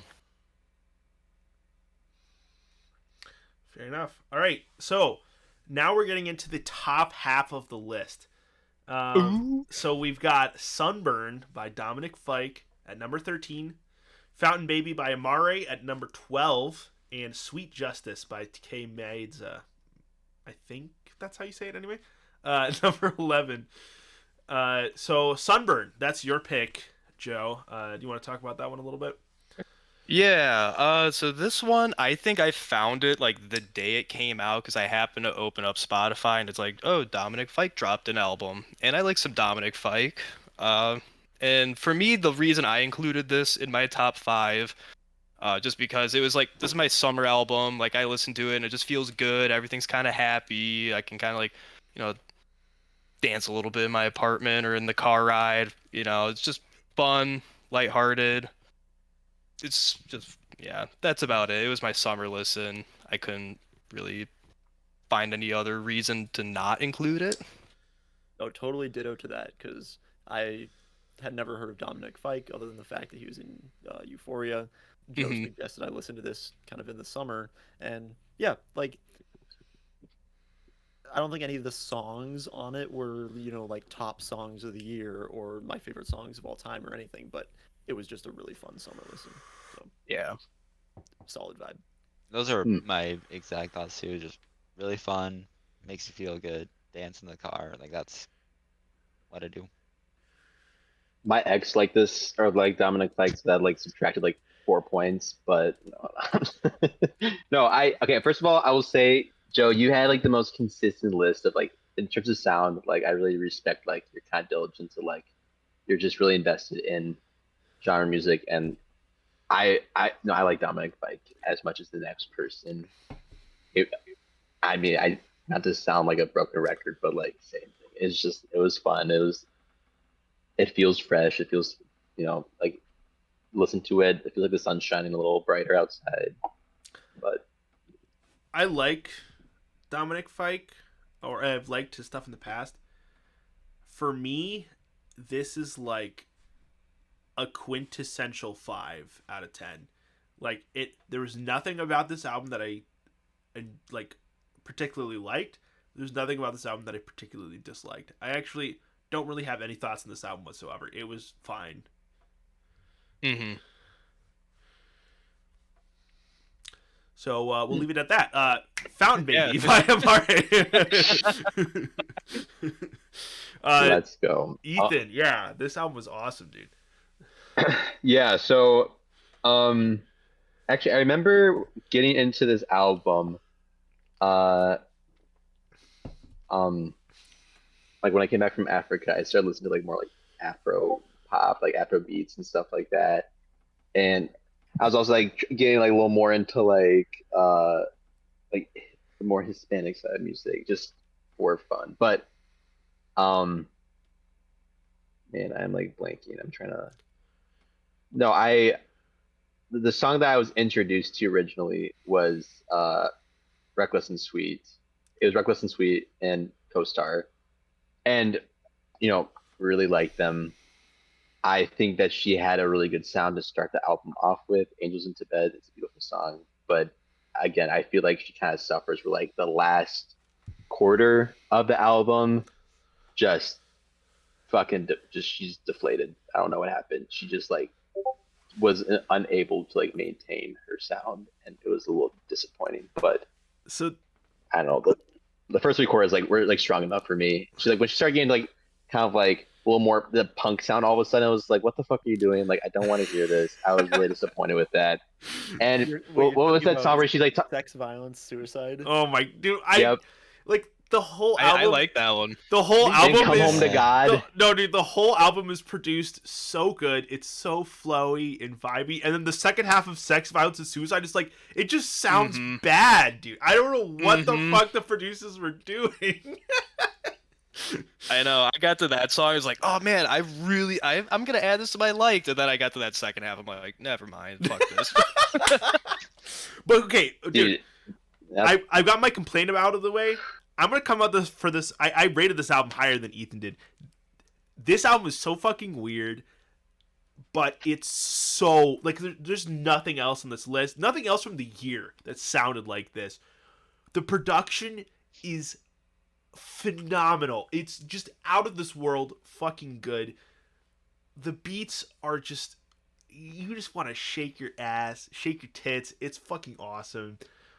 or you want to break it down, bust it on the pole, money on the floor. Yeah, you actually do. Come dude. on home to God. And like some of these songs are just like so weird and quirky. Like Sociopathic Dance Queen, I think is one of my like favorite songs. It's so catchy. Come on, baby, touch, touch, touch, touch, touch, touch, touch. And like it's so fucking dumb, but it's awesome. And then there's like songs like Big Steppa and Reckless and Sweet that are just so cinematic and orchestral, and the instrumentation just hits you. I think this is a wonderful album, and it was, I will say, out of all the albums in this list, I think it was probably the most critically acclaimed from this year, except, well, one of the most critically acclaimed from this year. And I can see why. It's wacky, it's out there, it's fresh, it's fun. It's like this album hits all the spots for me. It's one of the albums that I was really glad that we had so much time between like picking our albums and like finally doing the stream, because like I think in the last week I bumped this album up like a whole point and a half because it grew on me so much. And there's so much to enjoy in this album, and yeah, that's my thoughts there. This one is kind of basically right in the middle of my rankings for all of these albums. and I feel like it hits a lot of these vibes like really really well. Like it hits, you know, some R&B, like very chill notes, and then also has some very energetic notes. So I think it's a very like um I don't know, it has a lot of variety all contained within this album, so it makes it a really fun listen. Um and for what it's worth, I actually kind of like the punk rock verse on Sex, Violence, and Suicide. It came That's completely out of fair. left field. It super surprised me, but I thought it had a lot of energy. The lyrics were good. It was kind of fun. And I think it fits well with the fact that this album didn't really have a super consistent style or vibe. Like you see a couple of the other albums that we'll get to that has, you know, a very specific like, you know, R&B vibe. This one wasn't that, and I liked it for that. It gives you a little bit of everything. Like if I kind of had to put this album in a category, like I think it'd be a cliche like international kind of label. Like it does a lot of like the Latin American beats. It does some like Afrocentric kind of stuff. I mean, yeah, for me this didn't really stand out to me. I'm not a big fan of that sound personally. So I gave it like a 7.5. The only song that kind of perked me up was what was it like sex gotta just fucking add up. Sex, violence, suicide. And then it got to that second half and it lost me. That probably would have been the only thing that would have bumped it up like another point or two, like half point, tenth of a point, tenth of a point. Yeah, I mean, it wasn't for me, but it wasn't bad, just not me. I don't have a whole lot of thoughts on it, to be honest. It was just kind of, Jude, I get what you're saying with it's kind of a fun album, especially towards the beginning. And I don't think I rated it particularly highly, but it was good music for sure. Didn't mind listening to it. All right, and we've got Sweet Justice by Takei Meiza, which is, I feel like it's kind of similar in some ways, but Asher, if you want to get into that. Pretty much my only notes for this album were, this is exactly what I wish Scarlet would have been. Like, Wow, that's a big statement. like I had really high hopes for, you know, Doja Cat on her latest album, and it kind of just fell flat on its face and wasn't that good. But this album like kind of hits that super fun, slightly I don't know, provocative hip hop R&B blend. Like it's fun, it's energetic, it's got some exciting tracks on it, and along with, you know, a really good production, good voice. It was just a super fun album to listen to, and one that I still have, you know, in a regular rotation. Cool. Yeah. I think I was the one who told you about this album, right? Or Possibly, yeah. yeah. I've kind of been loosely following Takei Maidza. I've listened to like a couple of her features and stuff, and then that one song with Flume, Silent Assassin, really caught my attention. Of course, I'm a huge Flume fan, so Of course. you know, so I was like, this is awesome. I love that she.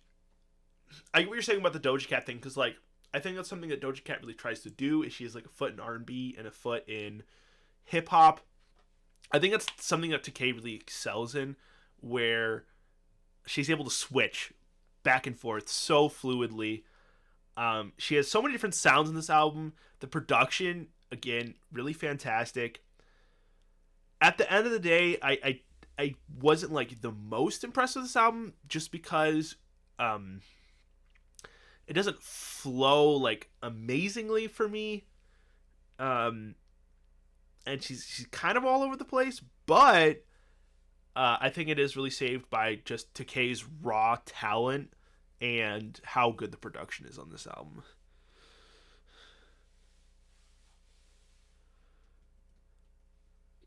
Let's see here. I think Ethan was kind of the hater on this one again. So if you want to state your piece. Sorry to call you I out. don't know. Like I that. feel like Ethan is I such a don't. hater, I guess. I okay. I mean, maybe this is like not the time or place to preface this, but like, I definitely want to put it out there. Like, I mean, I'm like rating this in terms of like the context of like every single album song I've ever listened to. I feel like hating on the album like is definitely subjective. Like, I thought it Sure, was a good yeah. album. It kind of like it itched the same itch that Weed Killer itched for me. Like, it just was like really strong female pop sound. I mean, I am all for that. Does it get me all the way there? Maybe not.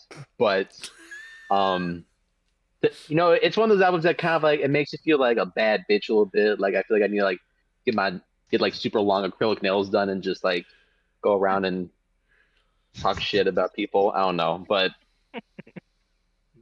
I liked it. I liked it a lot. I don't really have a ton to say about it, unfortunately. So that's my say.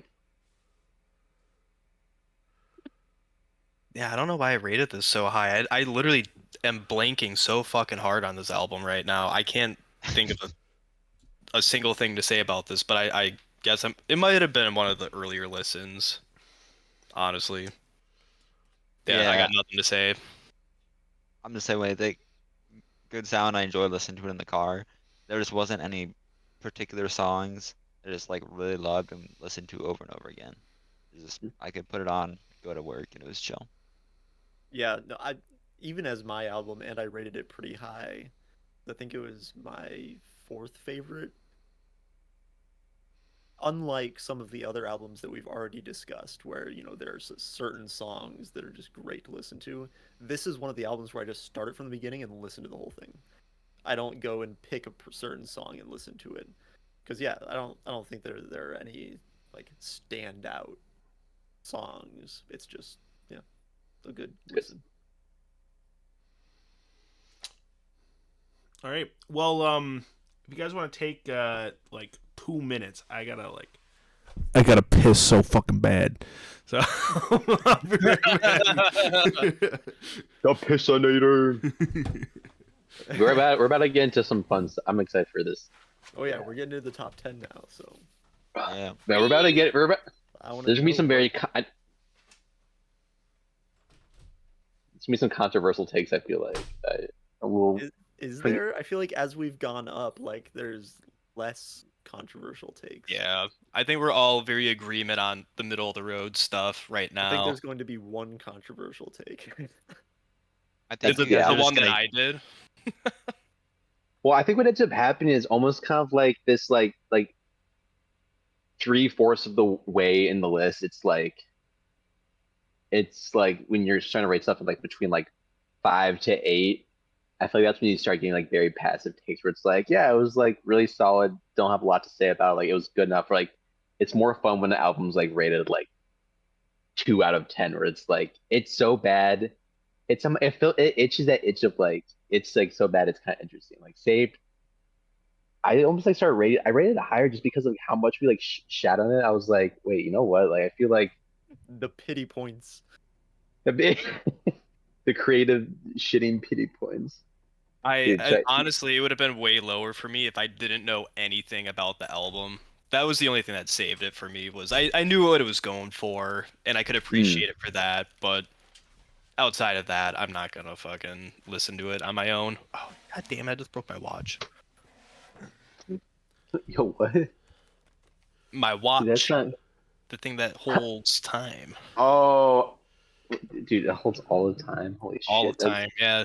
Have you ever seen the IT crowd where they walk in, they're like, "This box is the internet," and everyone's like, "Whoa!" It's like What's that. the My internet? watch, and then It she like is fucking time. drops it. Everybody freaks the fuck out. That's awesome. Actually, also, Mason, I haven't seen you post. I haven't talked to you or seen you really post jaw surgery. Yeah. Let's can we get a side profile? Have you been viewing? I Yeah. have been medically. Um, I don't know. You can't see shit on Wow, my camera that's except for good. you can't even see the scars actually. Maybe you can. No, not Did they really. okay? Did they make incisions on the outside? Hell yeah. What did they do? Damn. Mascillary and mandibular osteotomies. Yes, I know what that is. Um, I do those all the time. That's part of my for viewing routine every day. for a quick breakdown, they took they cut the bone right here on all of my top teeth and pulled them forward, and then they broke both sides of my jaw here to even it out and push it backwards. Holy fuck! It's Did gonna you have look to go like a- on the liquid diet? Yeah, Ah, for Are you still? so fucking long. Is that why you look like a No. Sigma now? Sigma balls. Yes.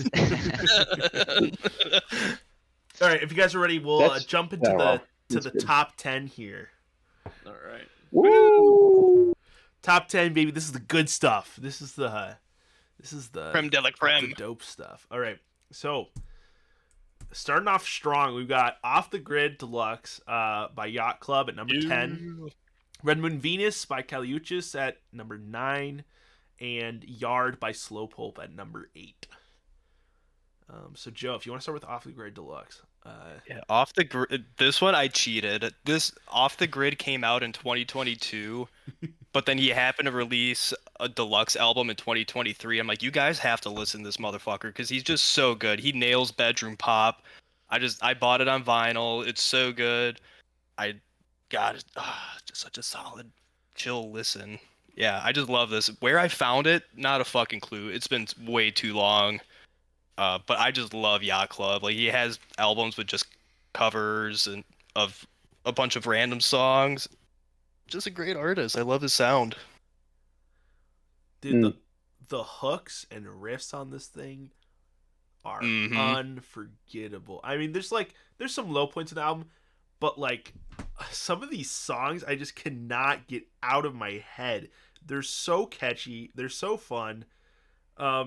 Particularly out of It's All Good and You Don't Know Me and Off the Grid. I mean, You Don't Know Me is like probably one of the strongest album openers on this whole list. That the way that it like opens up in the chorus and like hits with the bass coming in and his like he's got this very specific sound and it's so like bedroom pop, bedroom rock. I think he does it really well. He clearly knows what he's doing. And yeah, super catchy, super fun. Definitely grew on me. I listened to this album while I was making this making these slides. I think I ended up bumping up like a whole point because I was like, "This is so fucking perfect." This album. It's easy to just put on and Yeah, for sure. listen and do anything. Yeah, Asher, what did you think about this album? It was very middling for me. Bedroom pop, bedroom rock, not really my vibe. I do agree with You Don't Know Me being like one of the best openers on this list because it really sets the stage for the vibe. Like you know exactly what you're expecting from this album, and it really just puts you in the mood to listen to the rest of it. So I did listen to this a number of times, and I think it's well done. It's well produced. I do really like some of the guitar riffs. It's very, I guess, kind of reminiscent of like early 2000s or late 90s, Yeah. punk rock kind of, maybe not punk rock, but that Indie kind of, indie rock, yeah. pop rock, yeah, vibe. And yeah, no, I can't say anything bad about this album. It's not going to go on my favorites list, but yeah, solid album through and through. Also, I was happy to listen to the deluxe album here because that Down Bad remix is a Mhm. bop, dude. Such a good remix. Agreed. I think I would have rated it lower if I hadn't listened to the deluxe edition, but because that was the one that I listened to over and over, Yeah. it was solid. This is an album that I feel like unfortunately post submitting my ratings, I ended up listening to a lot more, and like I gave this a 6.5, and I probably would have given this an entire point within that like the last week. Just listening to more. But yeah, no, Down Bad was my favorite track on the album for sure. You know, I dream pop like this, is that the right genre, Joe? Am I saying that? Bedroom pop, I think Bedroom, it's yeah, the bedroom label. pop, Yeah. indie rock. Sure. And like bedroom pop for me, I feel like has a very, like I mentioned this earlier, like it has a kind of a low ceiling. I feel like they were able to like break out of that. Like they had just really interesting, unique motifs and riffs. And I love just kind of like the more like the dreamy like pop synths, like these almost like 90s like keyboard esque sounds. And I ate it up. And the more I listened to it, I was like, I'm just like the production on this album is actually fucking amazing. Like they really nailed it. I've been aware of Yacht Club like here and there. Joe, you definitely like brought it back into the limelight like within the last year. I remember like this summer you like showed me a few other stuff, and I've definitely been Well, I trying to listen didn't more of realize his that stuff. he was the one who made that really big like TikTok hit or whatever. I was like, oh, that's that guy. I had no idea, but it makes sense, you know. But hmm yeah, um, one of the few like TikTok viral hits that I feel like is actually deserved. Hmm. As far as my thoughts on it, I kind of have to repeat what you guys have been saying, where like originally I ranked it at a 6, but then as I submitted my numbers, I was like, you know what? I've listened to this a time or two more. We got to bump that up a little bit. And even now, I think I'd probably rate it even higher than I submitted, just because over the past couple weeks even I've listened to it more, and it's just so good. It's it's solid and it never disappoints. Again, the starting song, and even some at the end of the album, it doesn't drop off like other albums we've talked about. Well, and I think that's just a testament to how strong his writing is. Like, I think that's what happens when you have like a bunch of catchy songs. And like at first you're like, oh, this is whatever, but then you like play it over in your head. You're like, I gotta listen to this again. And you listen to it again, and then you listen to it again, and you're like, wait, I actually like, I really fucking like this, like, because it just goes, it's like, yeah, no, I think it's a pretty well done. I was very pleasantly surprised by this album for sure.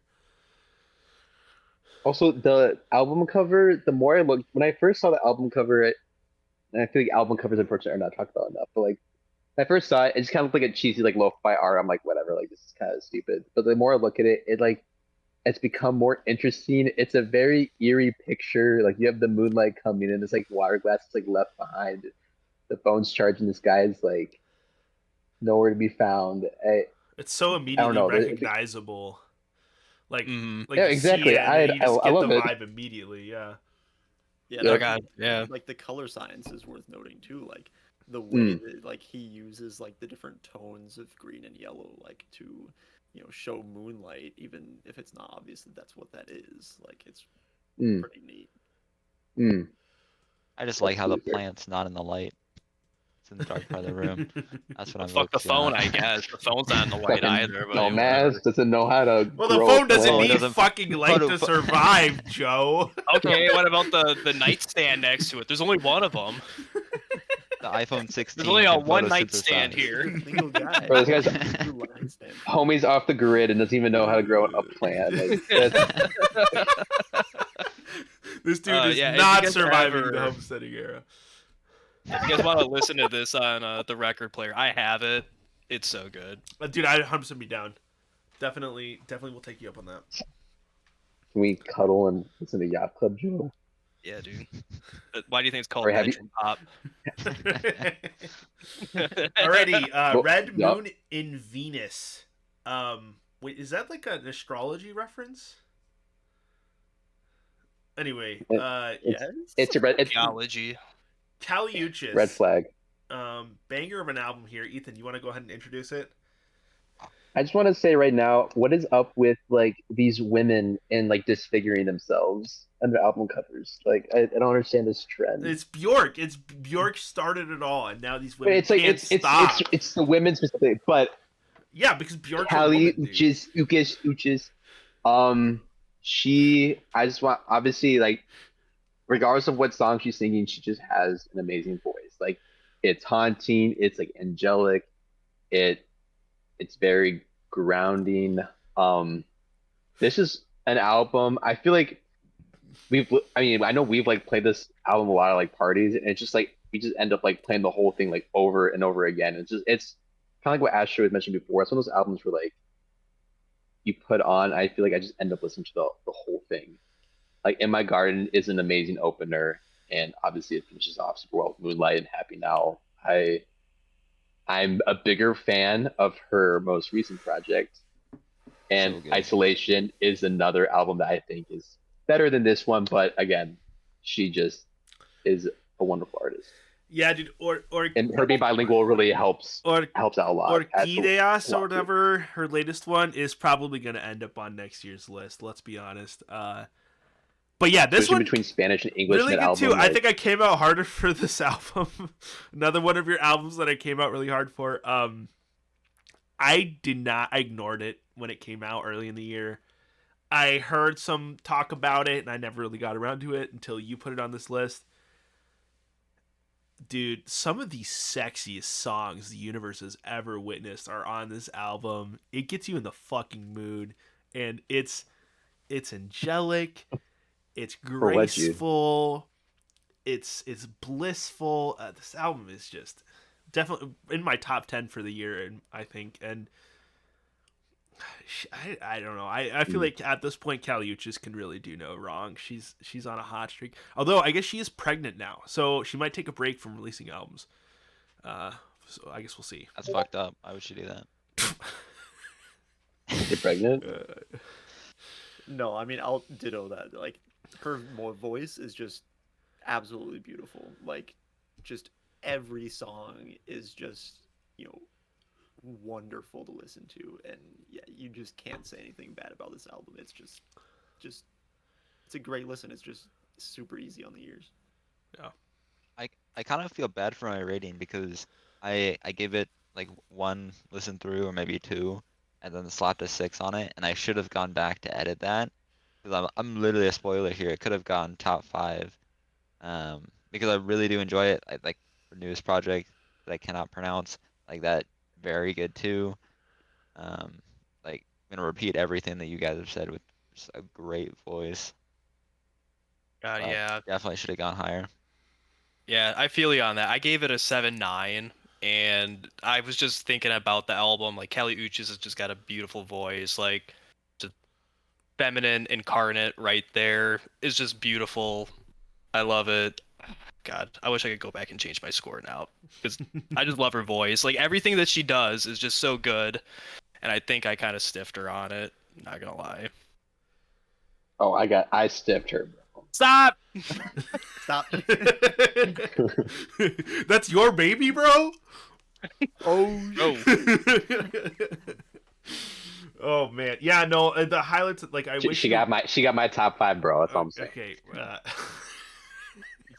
I wish on. you roses, worth the wait, moral conscious, like surprisingly psychedelic album. Very like some very like trippy and dreamy sounds. We're talking like Tame Impala type, stuff here, and it like or level of like psychedelia and dreaminess, and it works super well. It flows super well. I feel like this album got stiffed super hard on a critical level. A lot of people, I know like the Needle Drop, for instance, was like, this album was so boring or whatever. Like, shut up, dude. This album was angelic. Yeah, so that's my thoughts on it. Hey, did you know Kali Uchis is one person? Dude, I was gonna make that joke about Off the Grid. I was just making that joke about Off the Grid when Ethan called him they. I'm like, bro, did you know that Yacht Club is just one guy? It is one guy. He made an entire club for himself, bro. That's kind of cringe. What the? Yeah, man. Well, That's now that there's really- a Yacht Club, I want to hear a Tittle Club. Big old kill club. Okay, sorry, that was a bad joke. All right. Anything anyone wants to say about this album in addition to what has already been said? I think we all just regret it. Yeah. Like, regret not rating it higher. Yeah. I think we'll know for this I don't year. rate it well. Uh, Yeah. We'll be more prepared Let's next get to time. the We understand how good Caliuchis is now. Mm-hmm. Alrighty. Yard by Slowpoke. So this is one of my albums. I found this album. I was listening to Wall Socket by Underscores, which was kind of narrowly missed the mark for my top 5 this year. But it went onto radio and I was working, so I just let the radio play, and it was like, all like hyper pop stuff, And then it played one of the tracks from this album, which I really don't think it fits the vibe at all for like everything else I was listening to on that radio. But like immediately I was like, oh, this slaps. So I added it, and then I was looking at concerts to go to with my fiance, and I saw that they had a concert in Chicago. So we went to that. Such a good concert, dude. They are incredible live. But beyond how good they were live, this album is also fantastically produced. Their guitarist is their producer. And Emily Massey, I think is her name. Probably one of the best vocalists in the indie scene today. And she just soars over these tracks.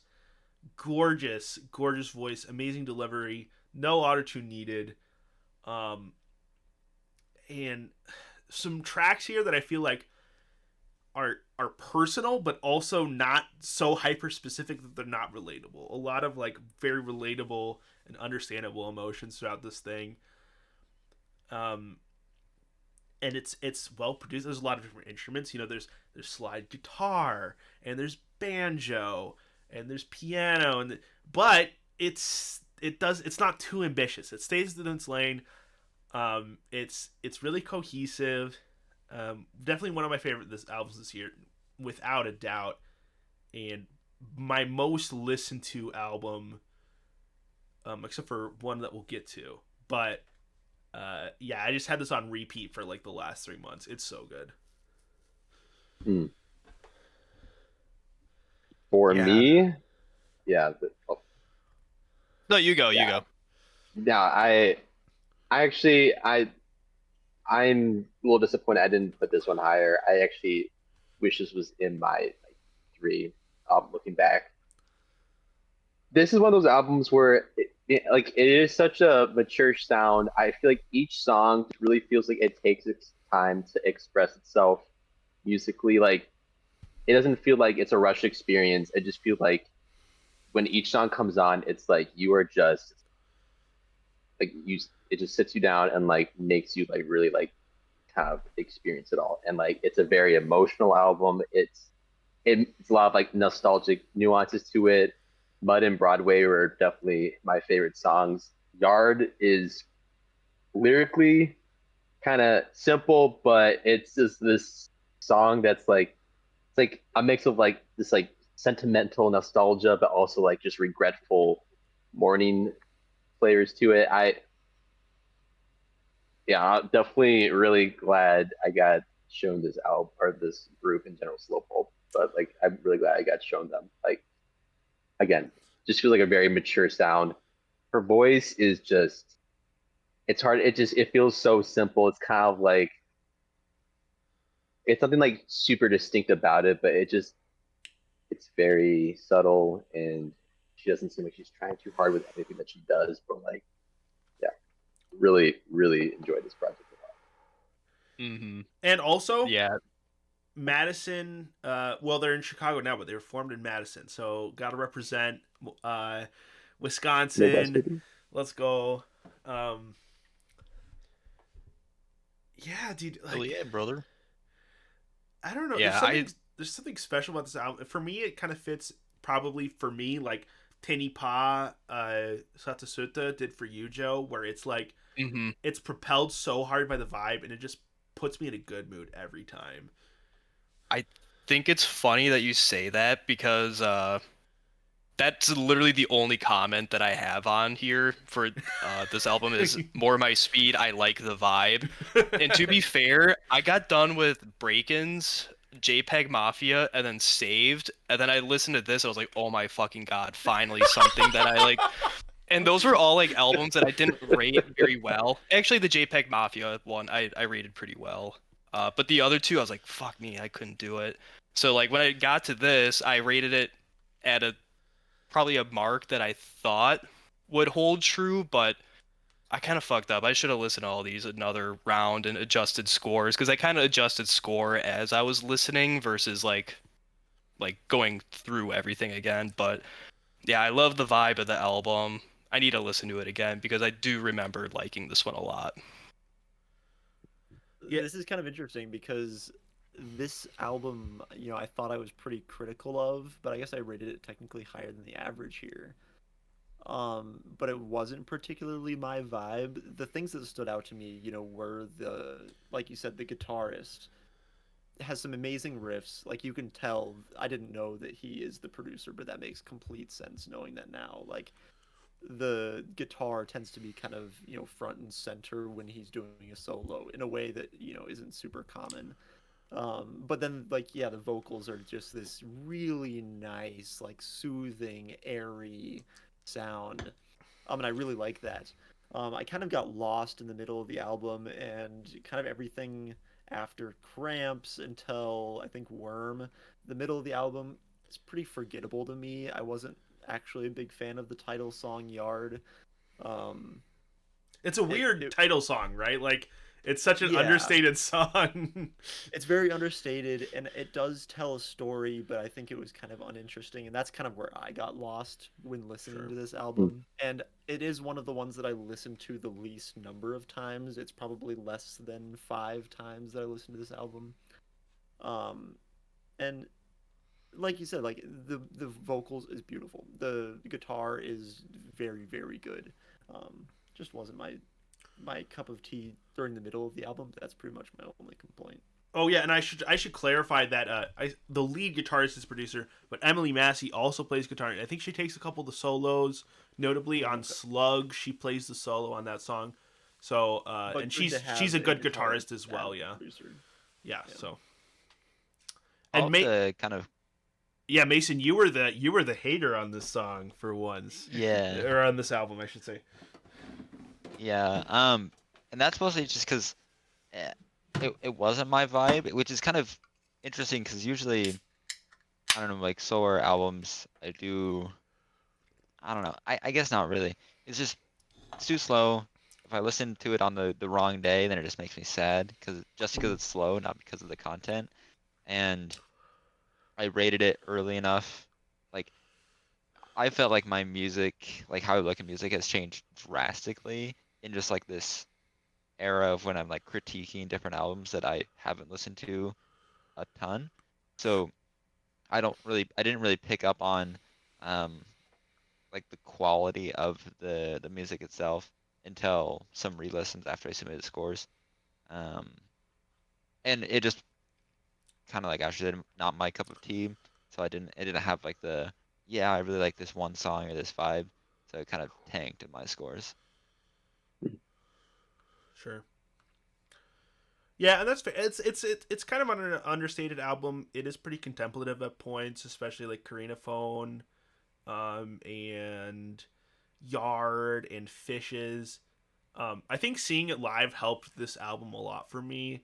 Emily Massey, I mean, she was playing it in her, where they're based, Chicago. It's one of the bigger crowd. I think it was one of the biggest crowds that had come out to see them that whole tour. It was their final day of the tour, and she was like nearly in tears when she played Fishes, which is like the closer. I think they did like an encore, but um, so I think the emotional element of this album hit me a lot harder because of that. Um, Also, I should say one of the nicest crowds I've ever been around. Everybody was like super like sweet, and everybody was like giving each other distance. Not a super high energy crowd, but definitely like very nice.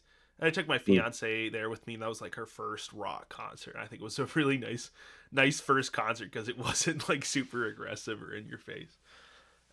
But yeah, just really pleasant album. I could listen to this on repeat for days, dude. Like it's so good. But yeah. Oh God, not to be that guy. Can I go to the bathroom before we switch to the next Oh slide? yeah, no, please go ahead. All right. I'll be right back. Dude, all I want to say is I is probably like I could confidently say that's probably like one of the top 10 songs of like The 2020 so or far. like no, I'm saying high by them is like Yeah. probably like one of my top 20 songs like of all time. Oh Like dang, they performed that I song as an encore, dude. Holy shit! Because I never heard that song. I really only listened to this album. They played High as an encore, and I was not prepared for that drop, and it hit so fucking hard, dude. It's such a good song. no, it's perfect. The production on her voice is like damn perfect. Like it's impeccable. Like just kind of like that very subtle phaser. Like it's like if I don't know. Well, her voice in general is just super clean and very interesting. Did you listen to that sub-style group I sent you? Yeah, I listened to that Did one you did you song. Yeah, I get what you're saying. did you notice this? I think you're right. It's very similar timbre. I think Emily Massey is a little bit more like she's got a bigger range and she's like a little more technically skilled. But I get what you're saying. It's very similar sound for sure. No, exactly. Shout out Wassa. Shout out the 54403. Yeah. For context, the bass player for the group I play with, he was part of another group called Substyle Wassa, and their lead singer sounds like Slow Pulp's lead singer. Like, I mean, like the similarities are like pretty extreme. Um, but I wish Substyle would have made more music. They were like Did they break up? too bad. Yeah, people were dating each other and broke up, and it was cringe. Never shit where you eat, bro. Dude, yeah. Also, who's all watching? There's like 7 people watching. I have no idea. I know one of them's Adrian, but One of them's me. Okay.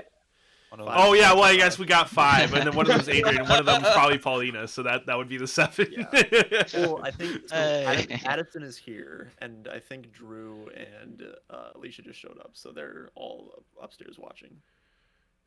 Hi, Paulina. Hi, Paulina. We have more viewers. What's up, guys? than it says technically. Also, Drew, if you're watching, I'm seriously considering going to that sauna with Lauren. Yo, yeah. I didn't know that there was a sauna like that in town. Who have a sauna? Maybe if you guys want to try to go together, that'd be fun. Like it looks really Just relaxing. like there's the bros at a sauna, bro. That would be Just a vibe. The bros just book the entire thing solid. You could. No one's Stripped stopping us. down naked, dude. Oh, Let's yeah, go. brother. I don't know about that, but That's why you ran out the whole place. Pussy. Like, you know what? All right. And without further ado, last 2 albums before we hit the top 5. I feel like these are weirdly appropriately right next to each other. We've got Kasoku Band by Kasoku Band and Scaring the Hose by JPEG Mafia and Danny Brown. No! Oh, I really wanted the anime one to be the background picture. Fuck. It just missed the mark, bro. Just missed it. Fuck. But let's be honest, JPEG Mafia is anime enough. Yeah. All right, so Kasoku Band. You want to introduce this album, Joe? Bro, yeah, I found this because I watched the show Bocchi the Rock, and the show is fucking hilarious. It centers around that pink hair girl. She's like super shy and doesn't know how to make friends, and she like sees that like learning an instrument and joining a band is like the way to make friends. So she learns guitar, like self-taught, and she's a fucking guitar god, and still does not make friends like 4 years after learning the fucking instrument. And so like she finally like kind of falls into like a band and kind of goes through like this personal growth. And actually, the show is what got me back into playing guitar. Funny enough, and the music in this whole show just fucks. Like, if you love rock music, this is just fucking solid. So yeah, I know I said that the Off the Grid opening track was one of the best opening tracks on this whole list. I think the opening track from this, which is the title, the title theme from the anime, is the best opening track on this whole list. it slaps so hard. The guitar riffs are amazing. The vocals are super clean. The whole band seems on point here. Super fun listen. I will say though, you kind of by the end of it, it's like almost an hour long. You kind of get the feeling that like this is like just a bunch of songs from the anime and not like a band with a cohesive vision or it's not an artistic project in the same way some of these other albums are.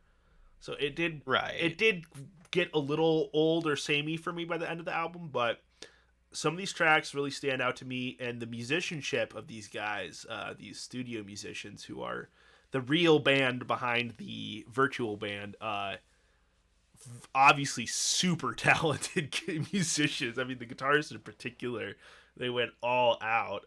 Some awesome riffs, dude.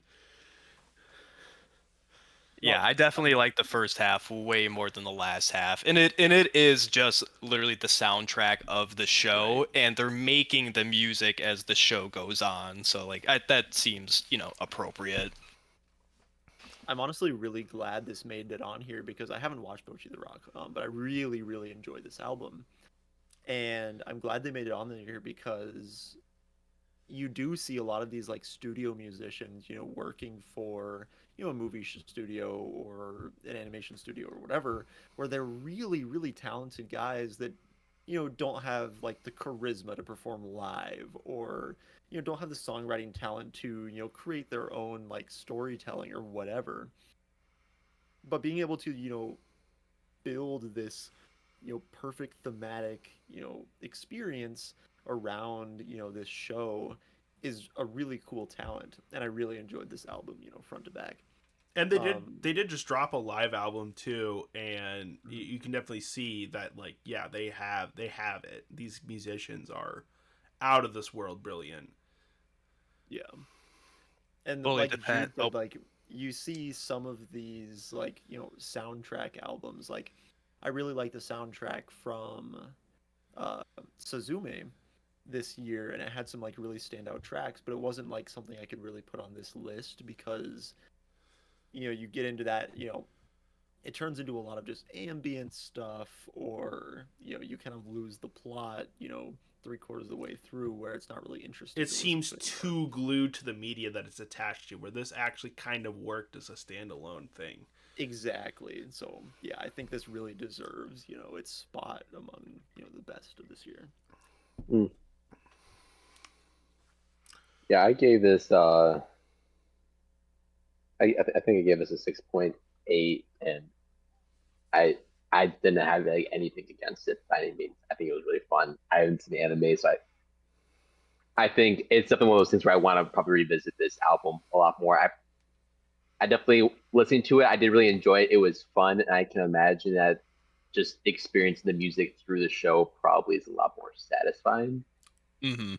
Yeah, Um, as a commercial for the show, this album does its job because I want to watch this show so bad, dude. If I ever get the time, No, I want exactly. to watch this Yeah. show. Dude, I'm a So- high on my key list big now. fan of the show. Like I will recommend this show to fucking anyone. It's so good. Yeah, so I don't have a ton to say on it. I mean, all I'll say is like I'm gonna leave this one as an open book actually, and like I want to keep kind of exploring Sure. kind of content around it. So I mean, Yeah, they do that. clearly we all liked it quite a bit because it made it to number 7. So Which I'm kind of surprised. I thought it would not do as well Yeah, because it is an this anime is band. 17 places or 18 places off from your prediction as the worst album of the list. Which is so funny. Which by the way, we made predictions before we went all and ranked all these. And I think Saved was overwhelmingly the prediction for worst, which it was the second worst, so pretty close. But then Joe made the prediction of Kasoku Band being the worst, and that is very clearly not the case here. So, all right, and number 6. Unless you had something to say, Joe, about it. I was gonna say I do have this one also coming in vinyl. It should Nice. ship at the end of the month, so A fellow should just buy vinyl all these. appreciator. yeah. I got Demon Days today as well. I mean, bro, Ooh, I'm fucking that's a set. good one. That's a good That's one. my grail, and I finally got it. I just got a Dummy by Portishead on vinyl for Christmas. It was my best Christmas present I've ever received, dude. Oh, such a Right good on. album. All right, number 6, Scaring the Hose by JPEG Mafia and Danny Brown. This was one of the most critically acclaimed albums of the year. I thought this was going to be a shoo-in for top 5, so I'm kind of surprised it didn't make it there. But it is also a pretty strange album. So, like, it's very experimental. There's so many different things going on in this album. The sampling is probably some of the weirdest. Even for JPEG Mafia, it's some of the weirdest he's done. I remember when that first track, Lean Beef Patty, dropped. I'm like, what the fuck is going on, dude? Yep. But it's undeniably brilliant. What he's able to do with how out there it is amazing. His bars are some of the strongest he's ever had.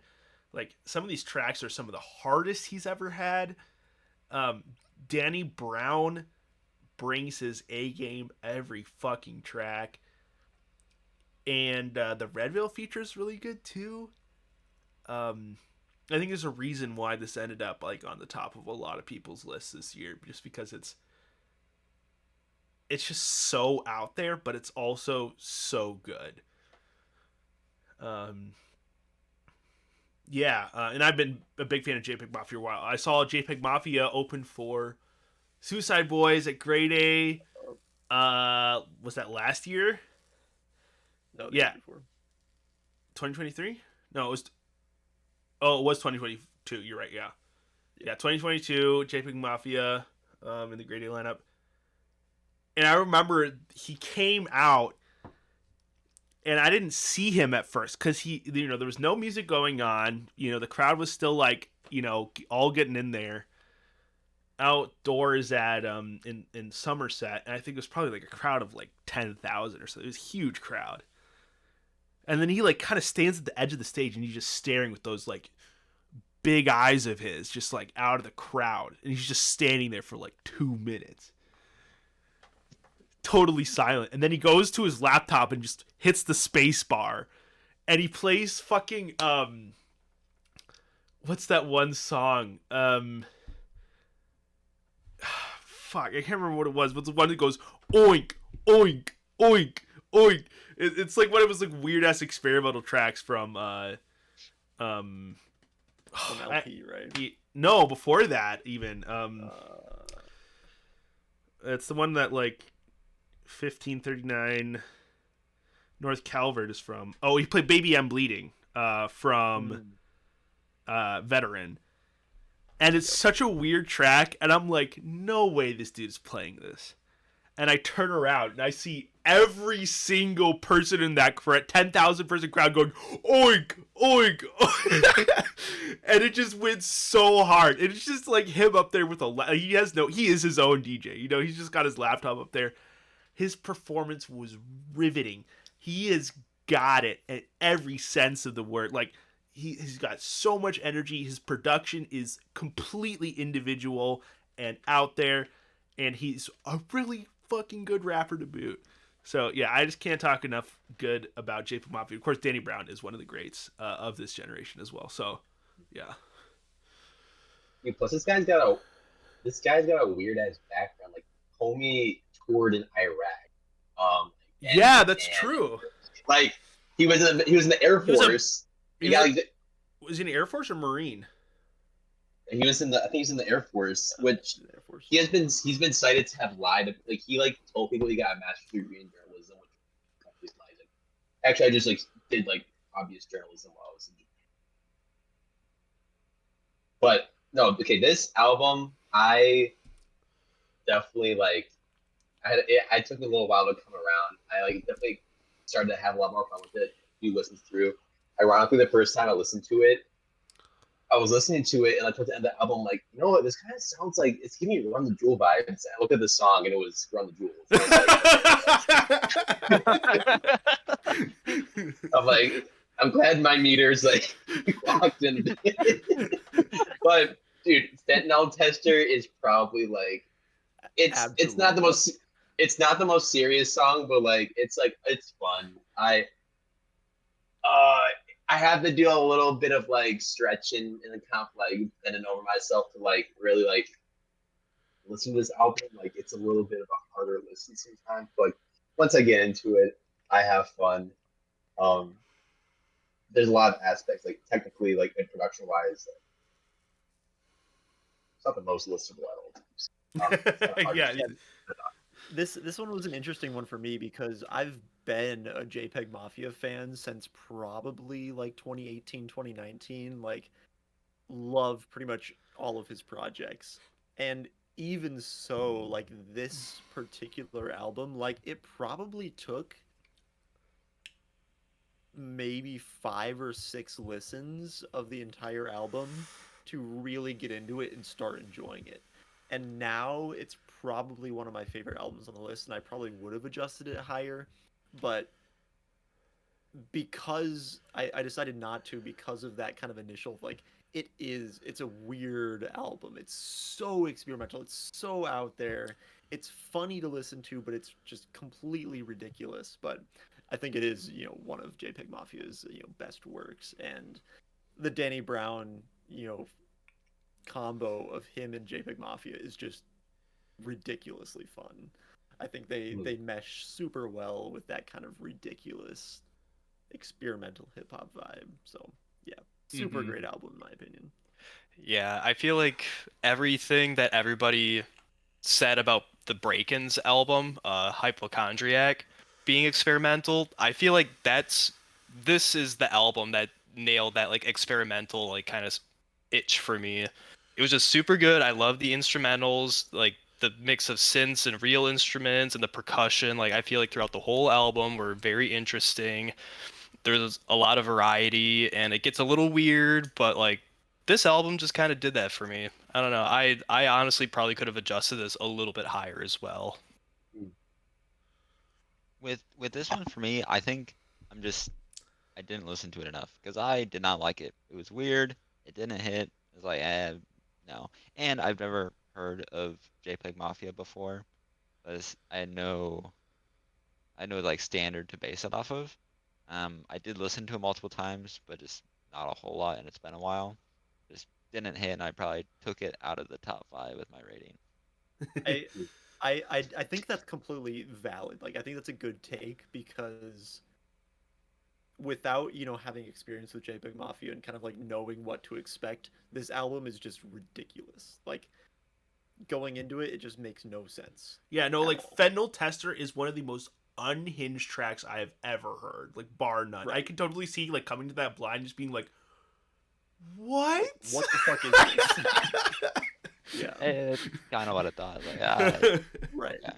So I think that's a valid take, and that's why I didn't adjust my rating higher. It's like it's understandably almost an acquired taste with JPEG Mafia. Yeah, but in my opinion, this cements JPEG is like probably the greatest hip hop producer of right now. Definitely up there. I think, and the fact that he raps to like, I don't know, he's insane, and like seeing him on stage kind of confirmed that this dude might actually be fucking psychotic, but he's awesome. He's so awesome. He's bar none one of the best stage presences I've seen. Yeah.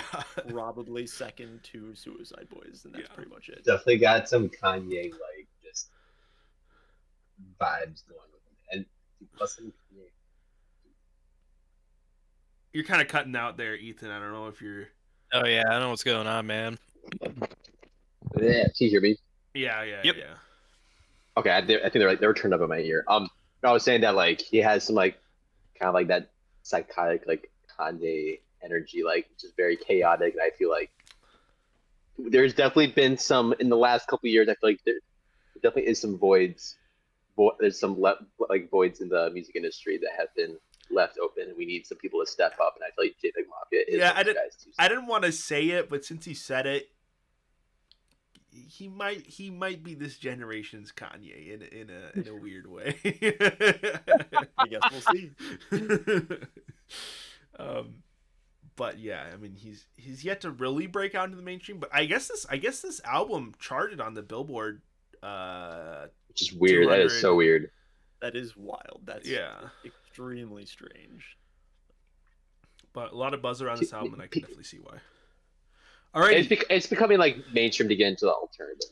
Yeah, well, and experimental hip hop has really taken off this year. I think, and like I'm active on Rate Your Music. I think out of the top 10, like half of them were experimental hip hop albums for 2023, and it really took off. And that's demonstrated, and it's almost like a highlight reel of the experimental hip hop this year with The Oggs by Blockhead, which is our number 5 album here. This had Danny Brown on it. It had Bruiser Wolf. It had Aesop Rock, who had a really critically acclaimed album this year. It had RXK Nephew, who, if you ever listen to his stuff, is just so insane. Like in a goofy way, like hilarious rapper to listen to. If you've never listened to American Terrorist, you gotta listen to that. Blockhead has been producing for, I think, over 20 years. He produced Aesop Rock's first album. He's had some classics like The Music Scene, which I think the music video for that is pretty popular online. So just super, very much a veteran producer. And he's been active for a very long time. For me, this is the best stuff I've ever heard from him. And I think a big part of that is he's got so much talent in the features on this album. And you can really tell he tailored his sound to every artist on every track. And he really brought his absolute best to the table. This is one of those albums you can just throw on in the background and it's a vibe. And, there's nothing bad you could say about it. Or you can really get into it and listen to the lyrics. And the lyrics on this album are incredible. The beats are just super well put together, super tasteful. I feel like I don't have any like super interesting or intellectual commentary to say about this album, other than just like it's a really good album.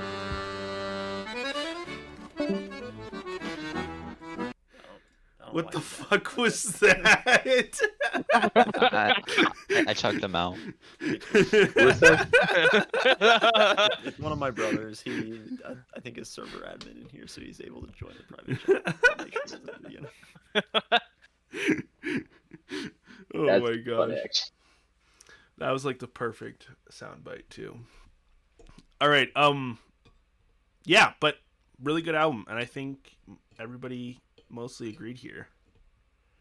Yeah, this one I love Mississippi, and kind of like you were saying, just really like the vibe overall. So I could just put it on and either listen to it or just have it on, and either way, it was really good.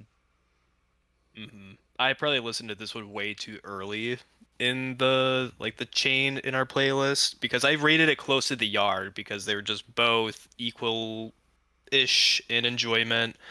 Definitely would have benefited from a second listen, but I did really, really like this. Yeah, I mean, for albums like this, like, obviously it's just obvious the flow of all the rap is like very like reminiscent of old school hip hop. It doesn't rely on like hooks or like a lot of motifs. It's just, I mean, obviously still fun sounds. I think I had a hard time getting into this, and like Jude said, you could like either like really sit down, like dig into this, or let it in the background. And I feel like I chose the latter of the two, probably for the worse. And I probably could have done better with spending a lot more time digging into this. And I think that just maybe is a reflection of like how I listen to music. I feel like I don't dig into lyrical content as much as I should. And that's something that I want to like evolve in like the next year. But because of that reason, I feel like I just didn't catch on to it as much. And I do really enjoy the diversity though. Like there is no two songs that sound alike. I mean, it's a different artist every single song. Like it's a you want something specific, it probably has it. So I enjoy that part. Obviously, like Blockhead's kind of like flexing his Yeah. just diversity of like the talent he can work with, and I appreciate that. I respect that a lot. And then Asher, you came out hardest for this album, I think, even more so than me. I rated it higher than you. Yeah. This Huh. is my number 5 pick, so it barely made the cut. Yeah. This was like overall in my list. I think it was my top. Like it was in my top 10, but it wasn't super high. But I did really like it. I think I kind of likened it to almost if you took uh, RTJ, Run the Jewels, and spun it in R&B. Because it was just super funky kind of vibe, and I loved it pretty much front to back. I really enjoyed this album, um, and I think to kind of tie into some of the other stuff that we've talked about, like this is a very feature heavy album. Yeah, I'm pretty sure every single one of the songs has a feature Mm-hmm. from multiple or one artist at least. Um, but unlike some of the other albums that we've talked about, instead of turning into songs by that, it has a very consistent sound, and everybody, it's like all of these different artists, like you must have had at least 15, 10 to 15 artists all come together and make this one collaborative album where everybody has a verse and everybody works together and has this consistent vibe. Like it is an awesome like group project. And yeah, I enjoyed it pretty thoroughly front to back. And if I'm looking for some very chill but not boring kind of that funky vibe, this is what I'm going to at the moment.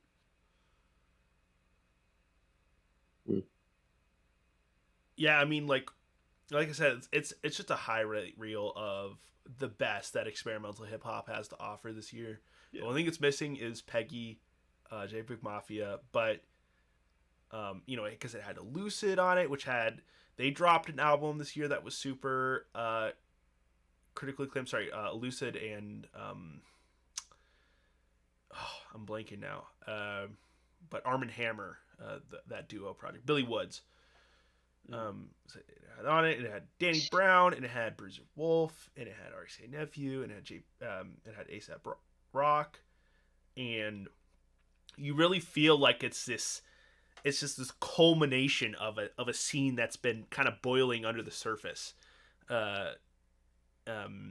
for a while now, and it was such a treat. I did not think anything of this album when it first dropped. I was like, oh, Blockhead album, I'll give it a listen. I like Blockhead. And it really blew me out of the water. So, yeah, super good. Listen. Yeah, and I had never heard of Blockhead until you put it on your list. So it was, yeah, no, Same. definitely came out of left field for me. I don't know if I've been living under a rock or what, but I really enjoyed it. Alrighty, moving on here. We've got number 4, Lahai by Sampha. And we're getting to the 8+ range now. So this is the best of the best. Cream of the crop. Yeah, and what a treat this album was. Ethan, you want to introduce it? Yeah. I mean, I feel like obviously I stole this album.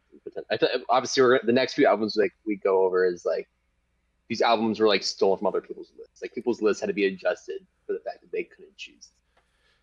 Yeah.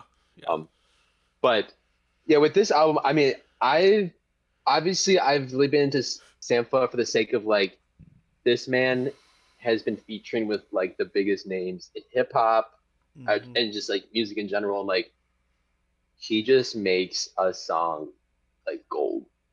Like obviously, More Life, probably one of my favorite albums of all time. Projects like he makes 4422, like that's one of like the top songs of that album, thanks to Sampha. And like he's made some other Drake projects like pretty like special because of that, because of just his unique voice.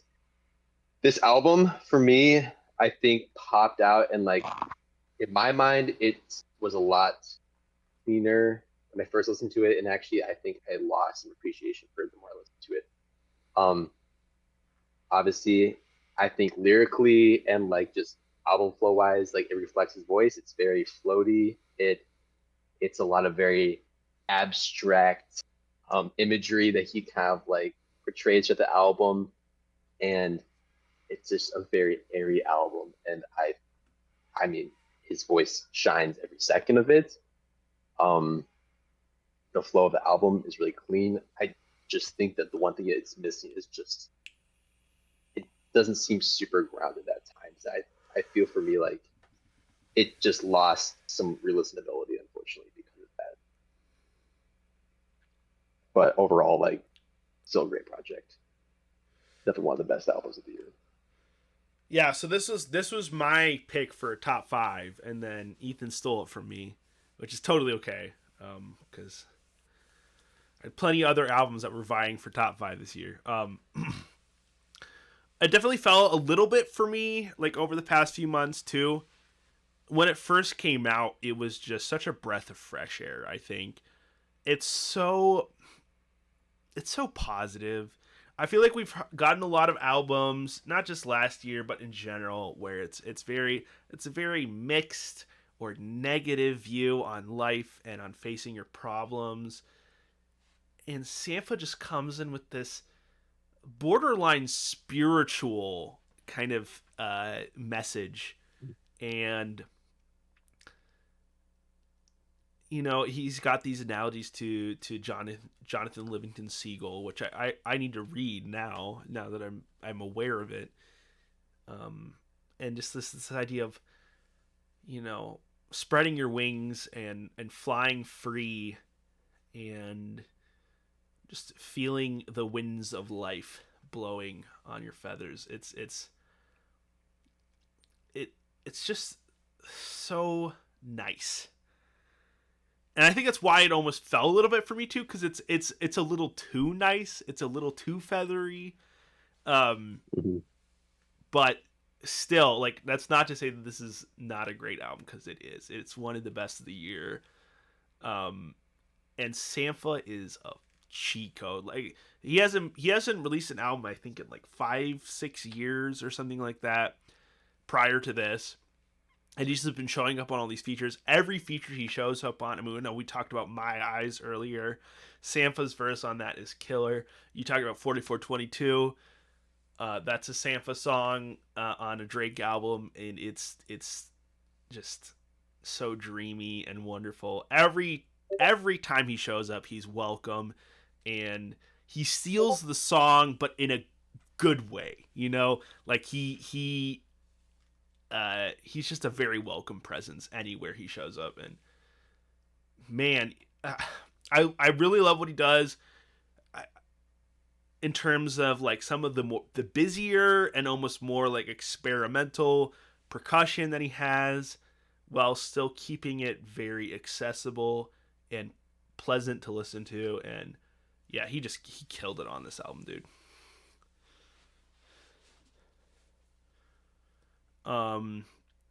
Mason, what did you think about this album? Oh shit. I was like, I hope I don't follow that. Um, I I didn't really think much about this album.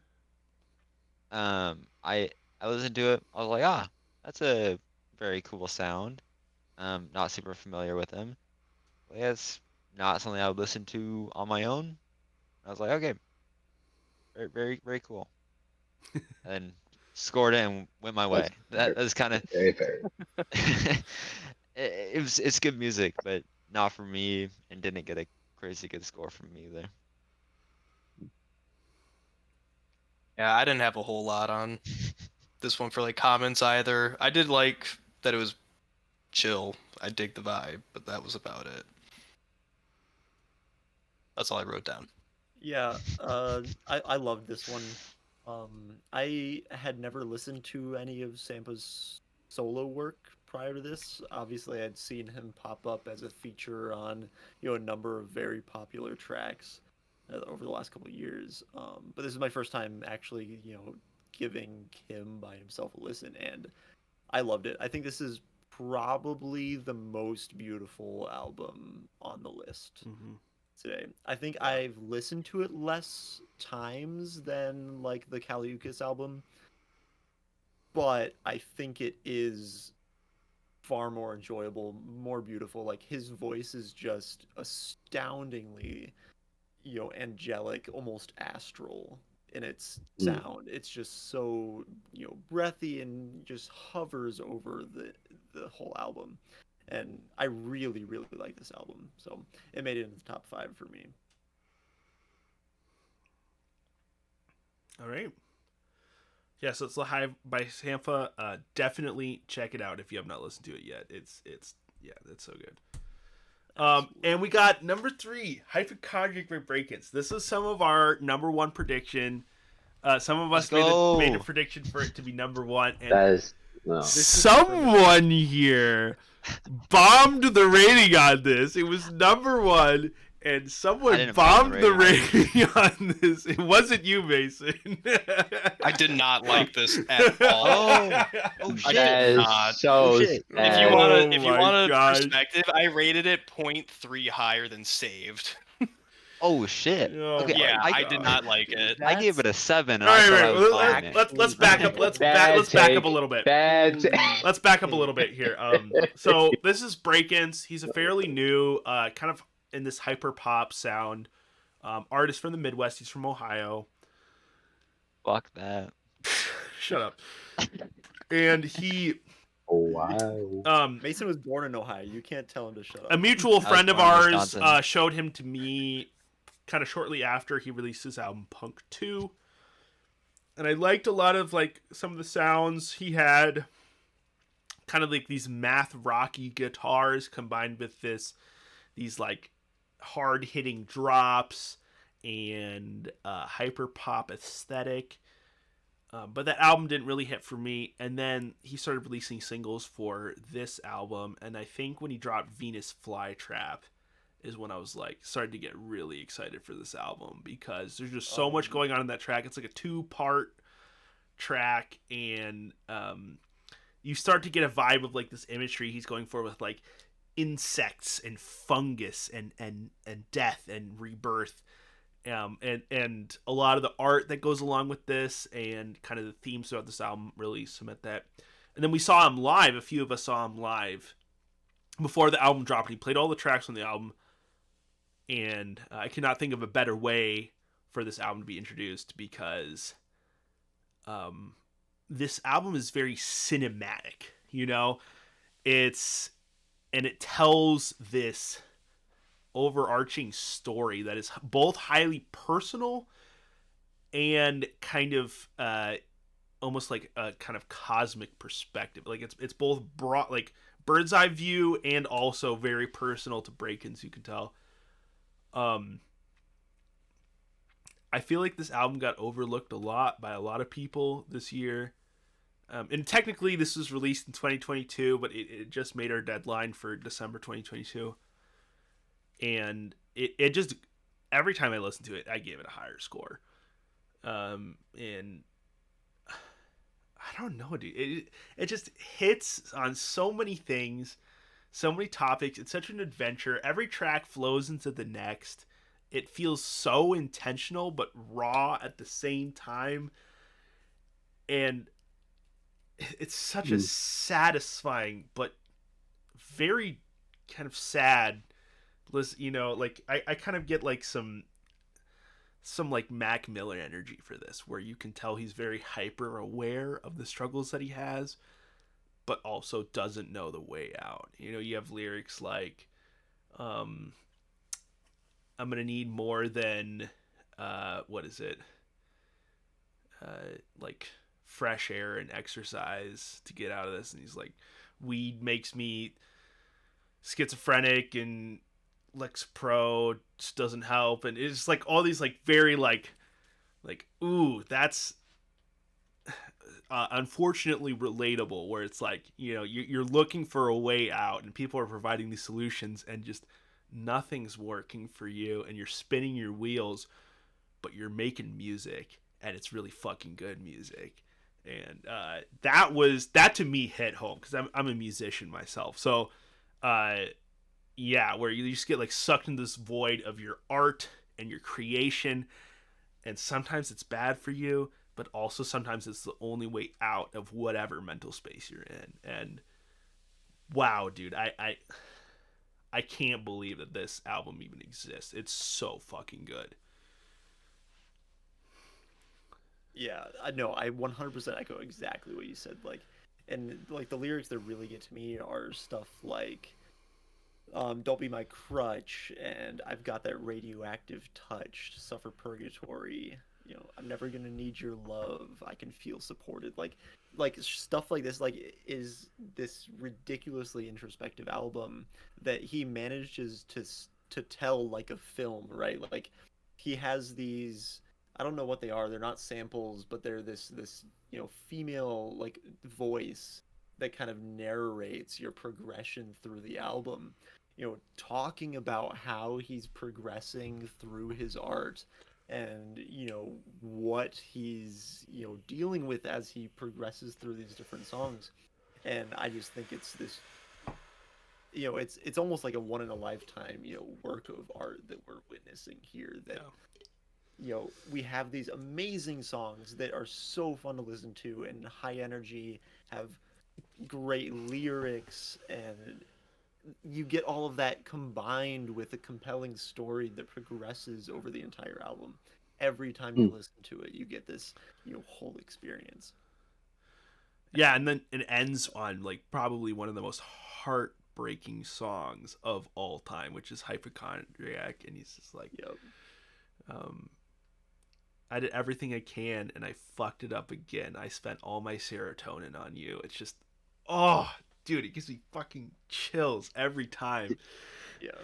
Where like he just sounds like you can just hear him about to break into, it sounds so genuine, like he's like about to break into tears. Like it's not even tears, he's just exhausted, like emotionally. And again, you guys pretty much said everything. I mean, a lot. And but like on top of that, it's like this guy, like the amount of just like you very unique creative motifs that he has throughout this entire album, that like his production is so unique. I just feel like within the last year, I've heard so much music that's just ripping his stuff off like one for one. Like this guy like is truly creative, and that's why I think a lot of us are giving us such a high ratings. Like this is like unique art, and And he's so young like too. He's like my this is age. new. He's my age. I think he's like 22 Yeah, or something, like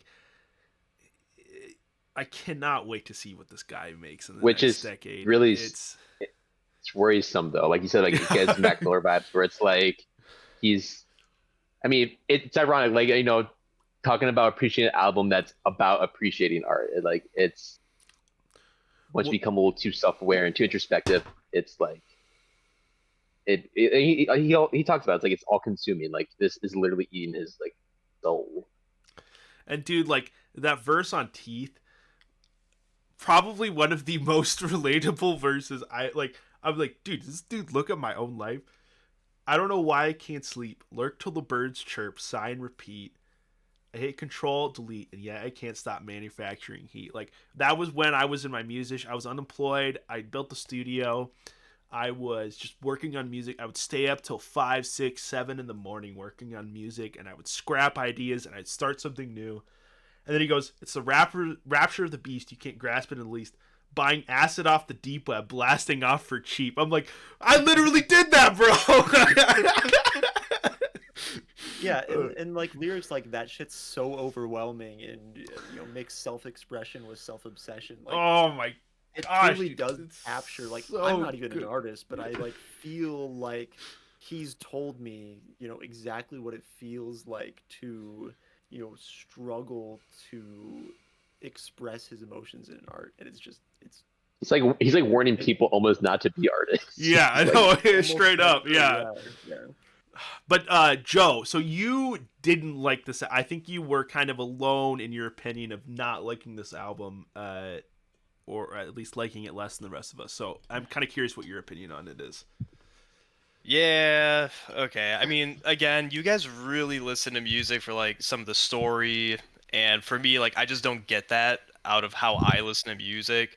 I'm also like, coding, so like it's just that hyperpop sound is way too fucking busy for me. Like I listened to the first 2 songs off this album, and I had to turn it off. I'm like, I seriously cannot fucking think at all. So I mean, maybe I just am not appreciating it in the same way that you do, but yeah, it was just too busy. Any of the songs that I did like, it does the whole.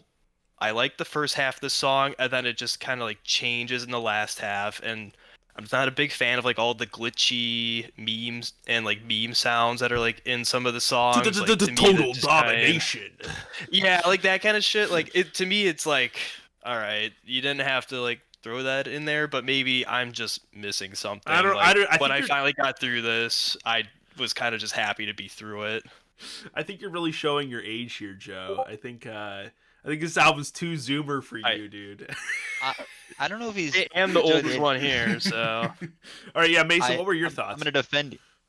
Very similar to Joe's. So I don't think it's an age thing. It's I did like the album, um, but I was busy, and it's like I probably couldn't do homework to it, and I can't get that emotionally into the music, because if I do, then I have to just listen to music, or I get sad, and like when I listen to music, I don't want to do either of those things. So hmm So that's one of the reasons I didn't like it, is because I didn't go into that depth of the emotional level. But I did really enjoy just kind of the overall sound. I like how the songs rolled into the next song. So listening as an album really slapped. Um, and songs like Teeth were good on their own even. But yeah, it's kind of had some weird sounds that I wouldn't listen to the album over and over again, because it's just you can only take it for so much, I feel like. yeah, it would not be something that I would just like put on by myself. Like I gave it a 5.5, and I think in the key that I provided, anything in the fives is like if other people like it, I won't say anything. I think that's literally the comment I put for anything in fives.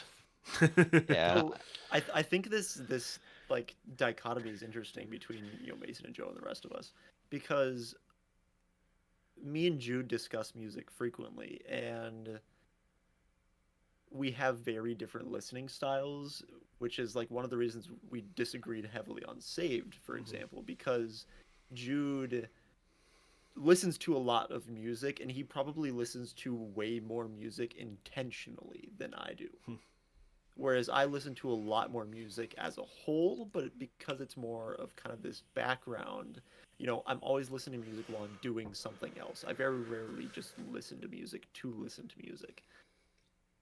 And I still, to this day, even since release, Shadow Madeline for putting us all onto Venus Flytrap, uh, because from that initial introduction to Breakins, like he's been a recurring artist that I'll put on while I'm doing something else. So I just think it's very interesting to hear that, you know, Mason and Joe, who I usually agree with heavily on listening styles and, types of music because we listen to music in similar ways. I think it's interesting that I liked the album and they did not. Because yeah, this is definitely one of my favorite. This is my number 2 album for this year. Well, it's actually tied with the other album. So yeah, it has a number of songs. I honestly can't say a single one that I dislike, but Caffeine, Venus Flytrap, Teeth, 5G, like these are songs that I consider in the running for some of my favorite songs of all time. Yeah. And the fact that so many of them Wow. appear on this album is insane. Yeah, and the fact that it's not just like they're in isolation, but they flow into each other, and Yep. I think that's one of the things that really sets this album apart for me, is that there's these musical and lyrical motifs that he repeats throughout the album, but he does it in a new way every time in a new context. And like when he finally does that hypochondriac in the last song, when I think that was in Venus Flytrap, and he kind of repeats that throughout the album. It really appeases that music nerd in me, especially since I was classically trained, in cello and stuff. Like coming back, hearing like musical motifs in an album. That's fucking awesome. Like, we need more of that, dude. That's awesome.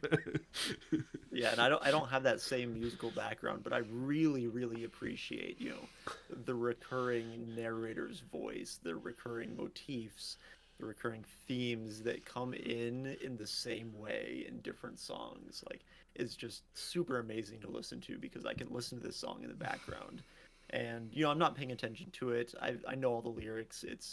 It's just kind of behind me, but when I hear these like particular segments, like it brings back, that same emotion that's associated with, each of these lyrics, what I think is really cool. Yeah, and I think like you and Jude spend a lot of like time focusing on story and lyrics, and for me that's just another instrument in the song. So like I kind of miss out on a whole realm of meaning that some of these pieces could probably take on. Like I could sit there and break things down. Like I think I would have the musical background from just playing instruments, but like one, I don't have the time to do that, and two, that's not how I consume music anymore. Like I listen to things that fit a certain like tool, whether it's like the gym or like I'm doing work or dishes or whatever. No, yeah, that's why I brought up before, like, because usually I don't read that deeply into it, but this is Yeah, one yeah. album that really brought that out for some reason. Hmm. So I think it's kind of singular. I think I have similar thoughts to you, Joe, on listening to lyrics because I usually don't. I just like when it's like, oh, that's clever or that sounds really good. But other than that, I do think of it. I like how you put it, just another instrument. So Hmm. like the impactfulness of the lyrics or whatever was kind of missed on me. Even though the lyrics sounded nice, it was just didn't put it up there enough. All right, well, that's Hypochondriac. 8.32 Before we move on, should score. we make bets to see what this number two is? I mean, there's only two left. Okay, well, yeah, so we get to. Never I mind. mean, I'm pretty confident I know which one is which. I'm guessing Machiavelli got his next. Yeah, no, that's 100% correct. Necrocism by Machiavelli got number 2 with 8.5 score. Um, yeah, you want to introduce it, Asher? Yeah, this was one of my picks, and I kind of thought I was coming a little bit out of left field with this one because, prior to starting this whole thing, I don't know when we initiated the conversation to do album of the year stuff,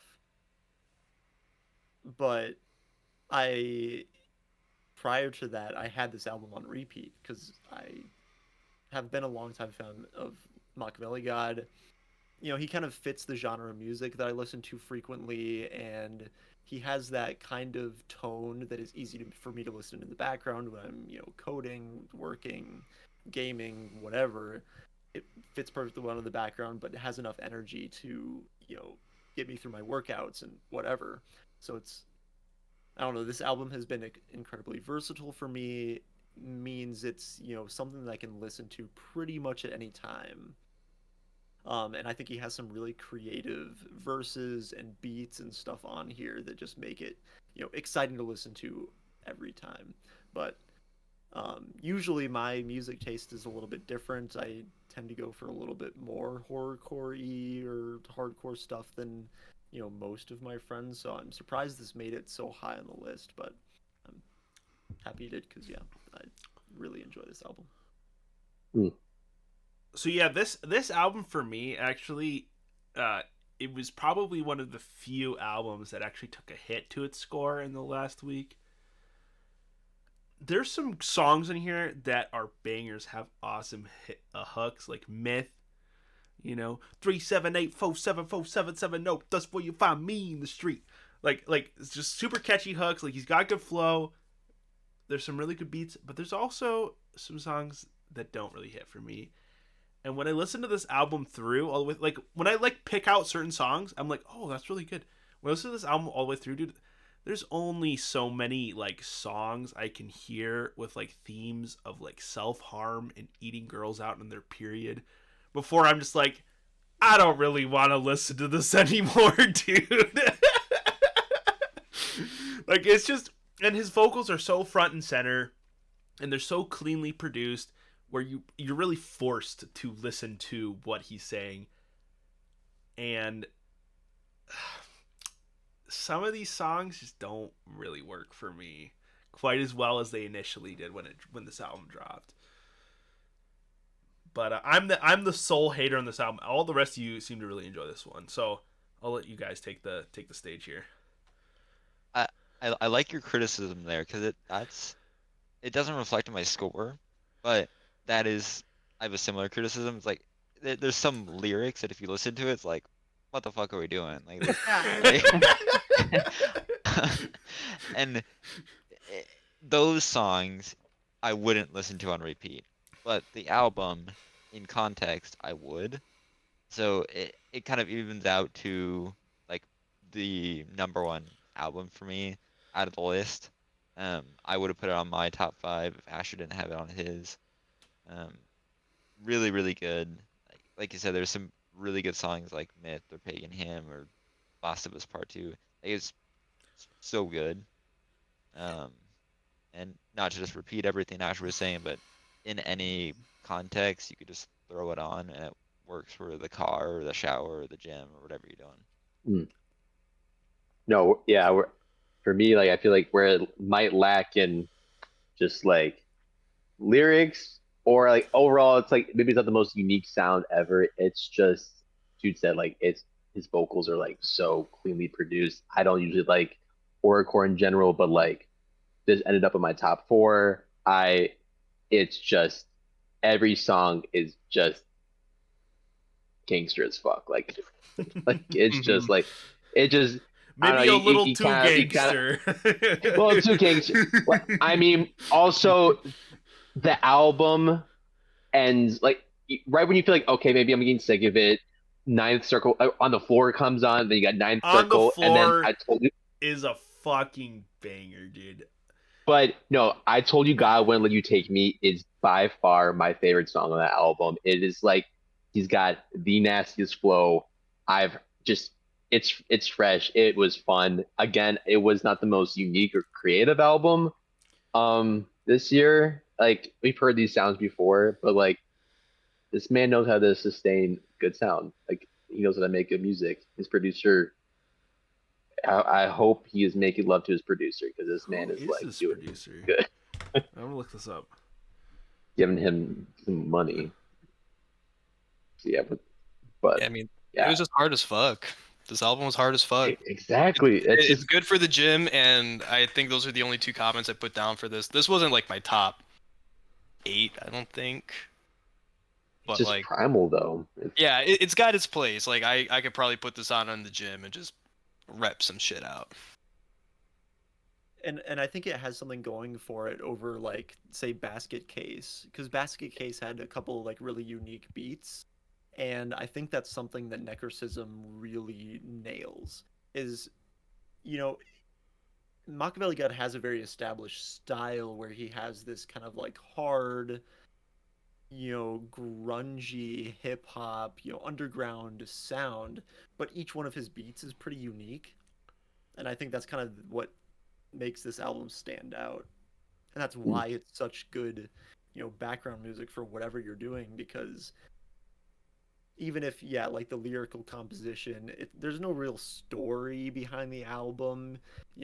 Don't read too deep into it, I guess, but it's just a fun, hard listen every time.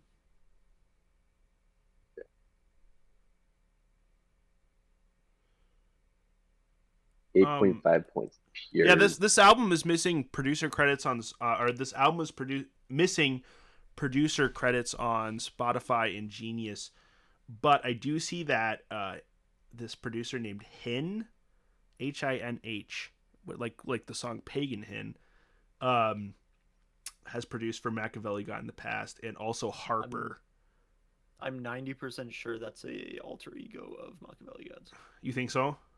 I'm I don't know that for certain, but I'm pretty sure, I because I wouldn't know be that surprised if he's self-produced. If he is self-produced, that is very impressive. Because the reason for that is that I know that a lot of his songs are self-produced, but then the songs that I know that he's produced for Harper are generally tagged under Hin. That's the only reason that I think that Hin and Machiavelli God are the same.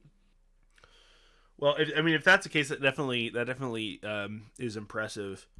I think people who are able to self-produce like this and rap, it's automatically more impressive to me. And also like the fact that he's able to create these beats and have like a very cohesive sound and like rap in a vibe that fits the kind of horrorcore funky vibe he's going for. It definitely is impressive.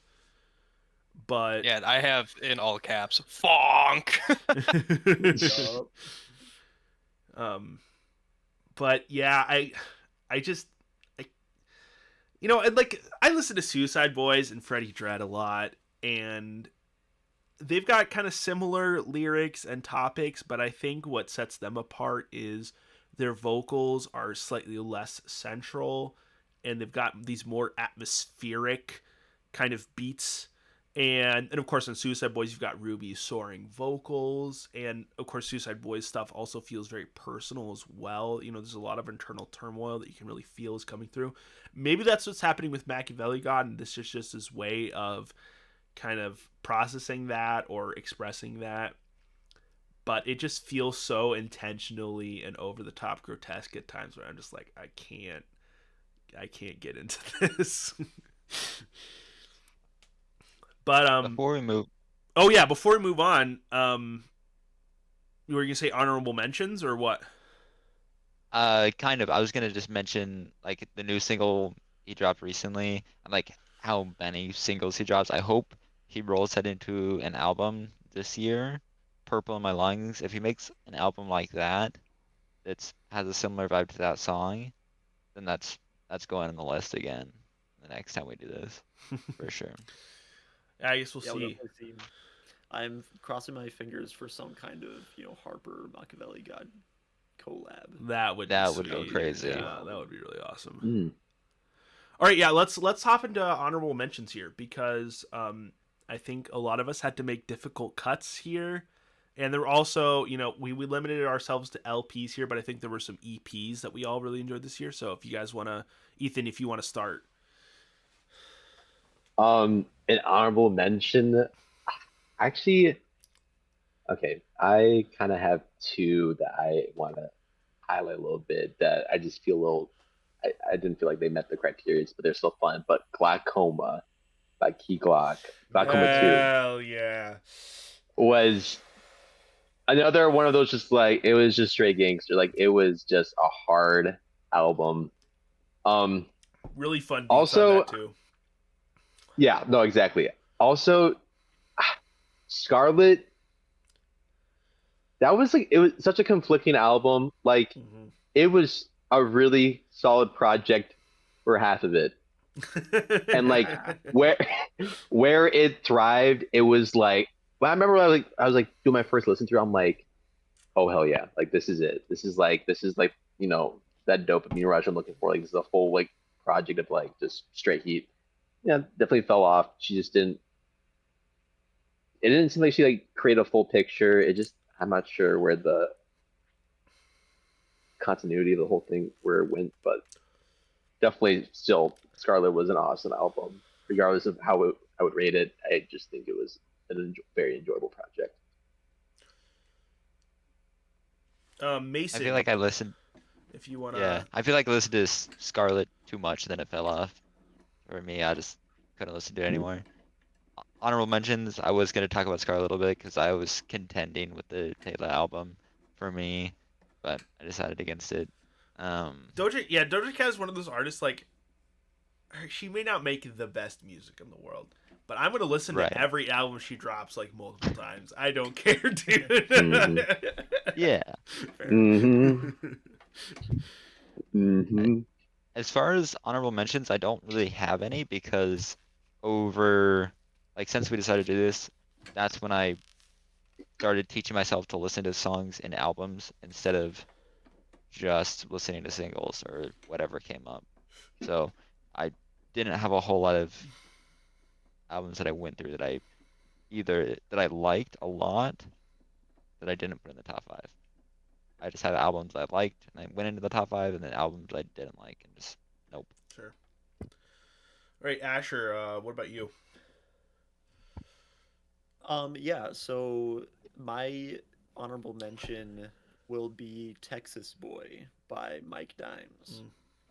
Mm. And I think if I were to, go back in time a couple months, I probably would replace I Might Forgive, but I Don't Forget with Texas Boy because it hits kind of that same, old school, almost hip hop vibe, but brings in, that more active and exciting beat that we wanted from, the D-Day drama uh, collab with GZ.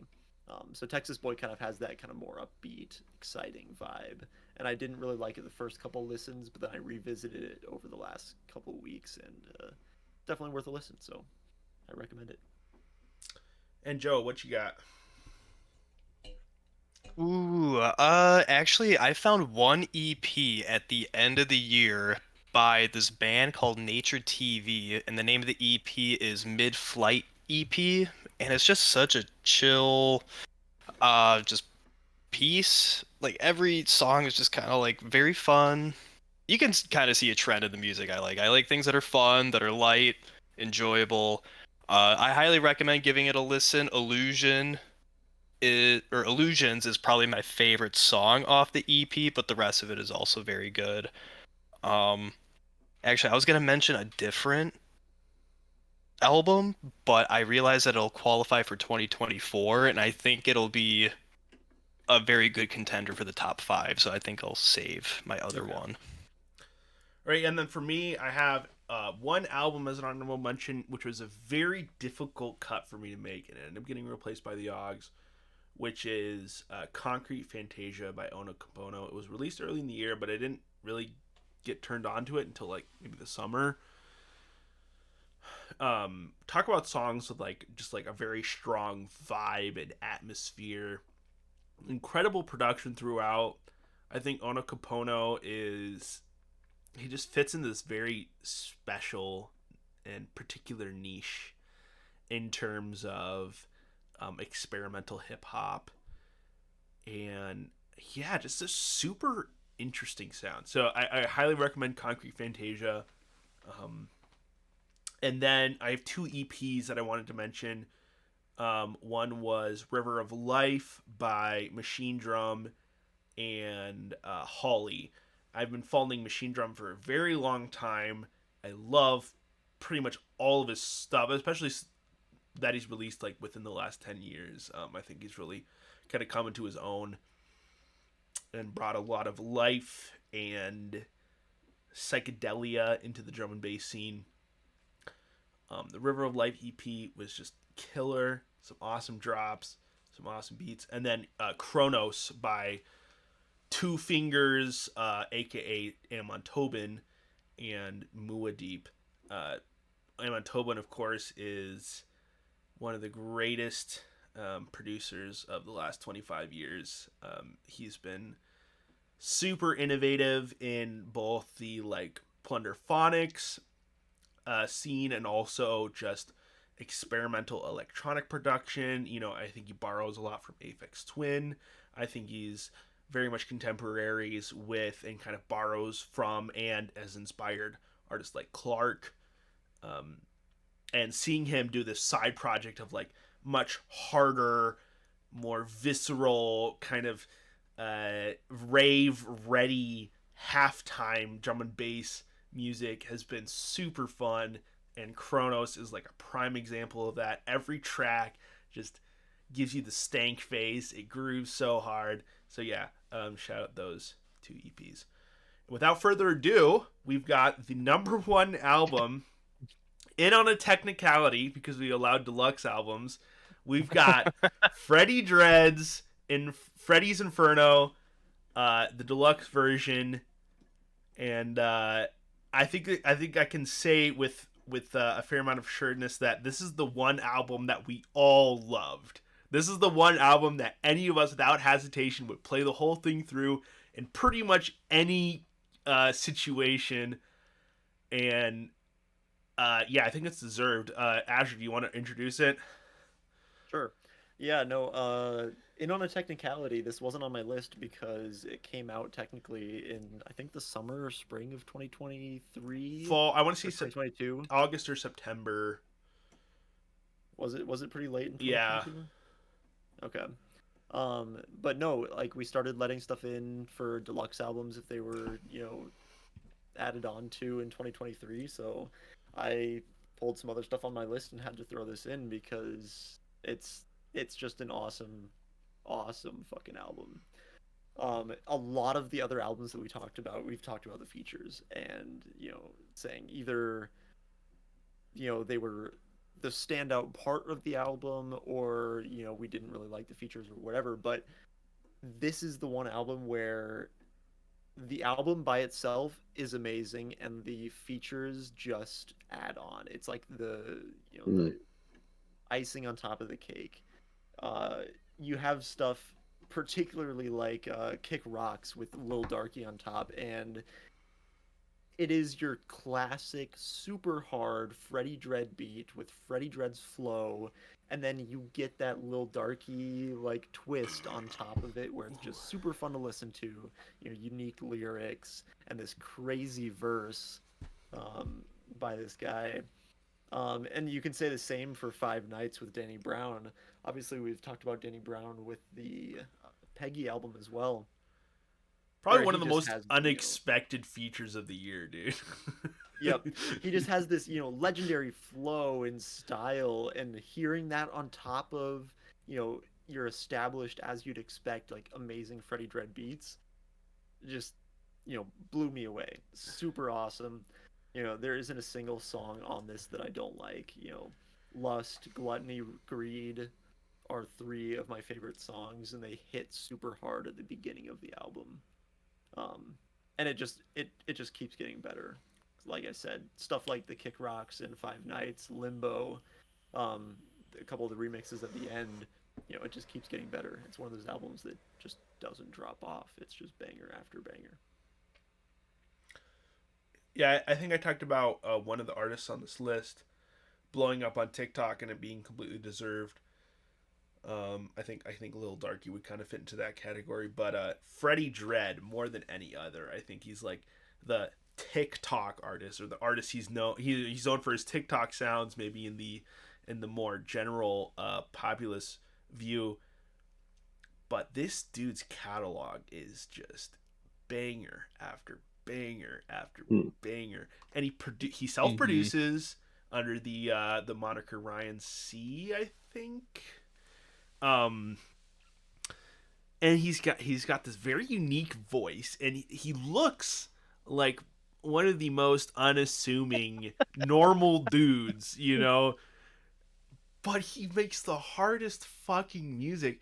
And this album is very much like the bedroom pop album we talked about earlier, Off the Grid, where it's got this very unique kind of self-contained sound, right? Where you play it next to most other songs, released, and it doesn't fit quite exactly. It's different, it's unique, but it just goes so hard, dude. And I yeah, know. you're right. There's only a couple of features on this album, but they're very tasteful. And the deluxe version, of course, has Five Nights on it, which I think makes the deluxe even better than the original because Five Nights is an awesome song, and Danny Brown's verse is awesome. And quite a few of the songs added on the deluxe version are really good too, like Make a Deal and Kill Everybody. Super fun songs. And I like the fact that you have a horrorcore album where it's very much in this like come in hard and fast and then get out of there.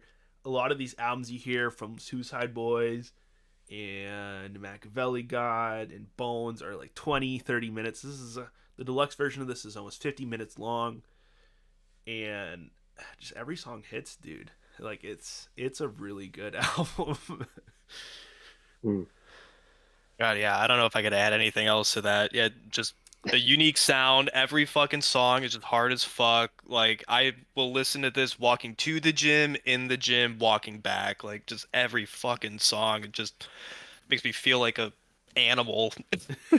And yeah, like I didn't even realize this that there were even fucking features because like there are so few features. It's literally just Freddie Dredd for 95% of the album.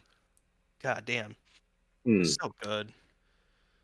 No, yeah, I also can't add a whole lot.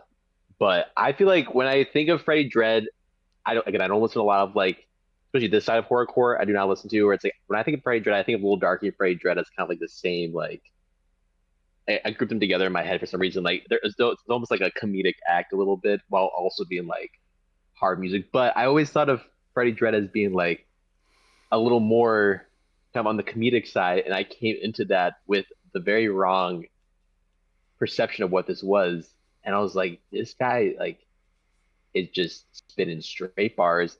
The production is like does not miss. And yeah, his flow is obviously super clean. Um, yeah, I had a lot of fun listening to it. Also, looking at him though, it is funny. Like I feel like seeing him live would be really fun. Like he's kind of like this little twinky dude, and He's a like fucking he's dork. just like yeah, and like man, so we're talking about how like you know a lot of these artists are potentially suffering with features, and like we're seeing an artist who like has put in the time to develop his sound. Like I mean, like from what I've gathered, like all of his projects are pretty lengthy. Like he makes his, I mean, he does his marketing right. Like he doesn't need like kind of like do a lot of his own Well, talk like about us. visuals and whatnot.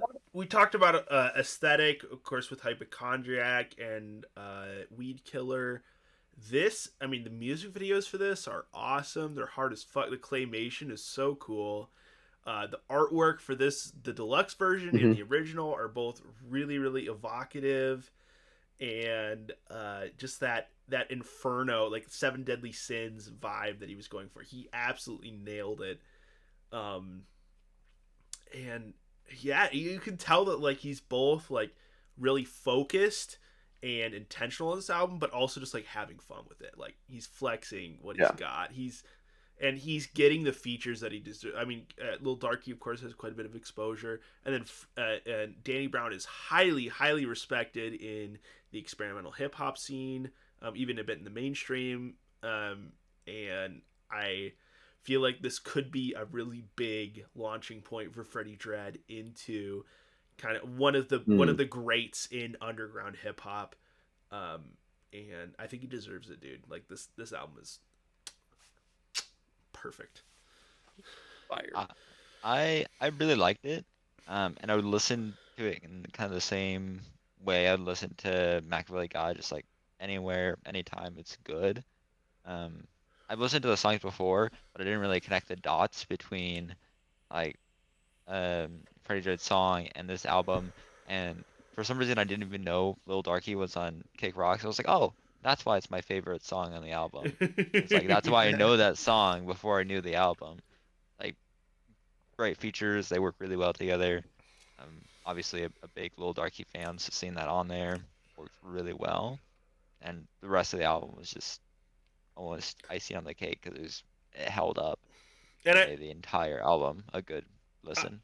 I should clarify. Like I did give the lowest score on this. I give it an 8 out of 10.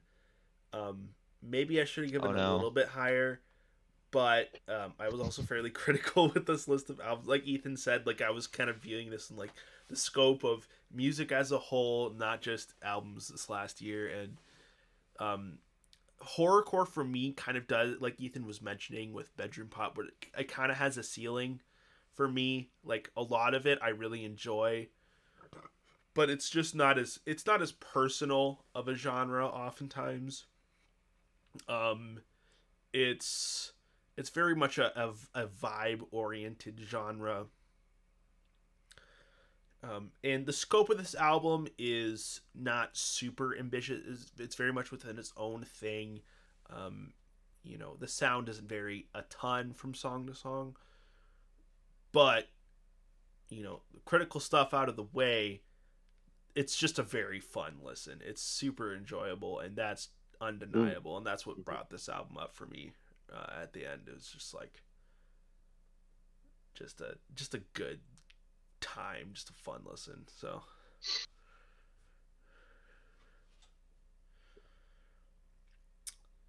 yeah, that's our top Right. 25, our albums from the year. So Awesome. yeah, we'll end This is really from fun. there. But Yeah, We did it. good stuff. I really love doing this because I think it kind of got me out of my comfort zone a little bit with music. I definitely listen to mostly stuff that, like, going into, I know I'm gonna enjoy. Um, I rarely go outside of, like, listen to just like a lot of like critically acclaimed stuff or stuff from artists that I already know. So doing this, I feel like really broadened my horizons as a music listener, and I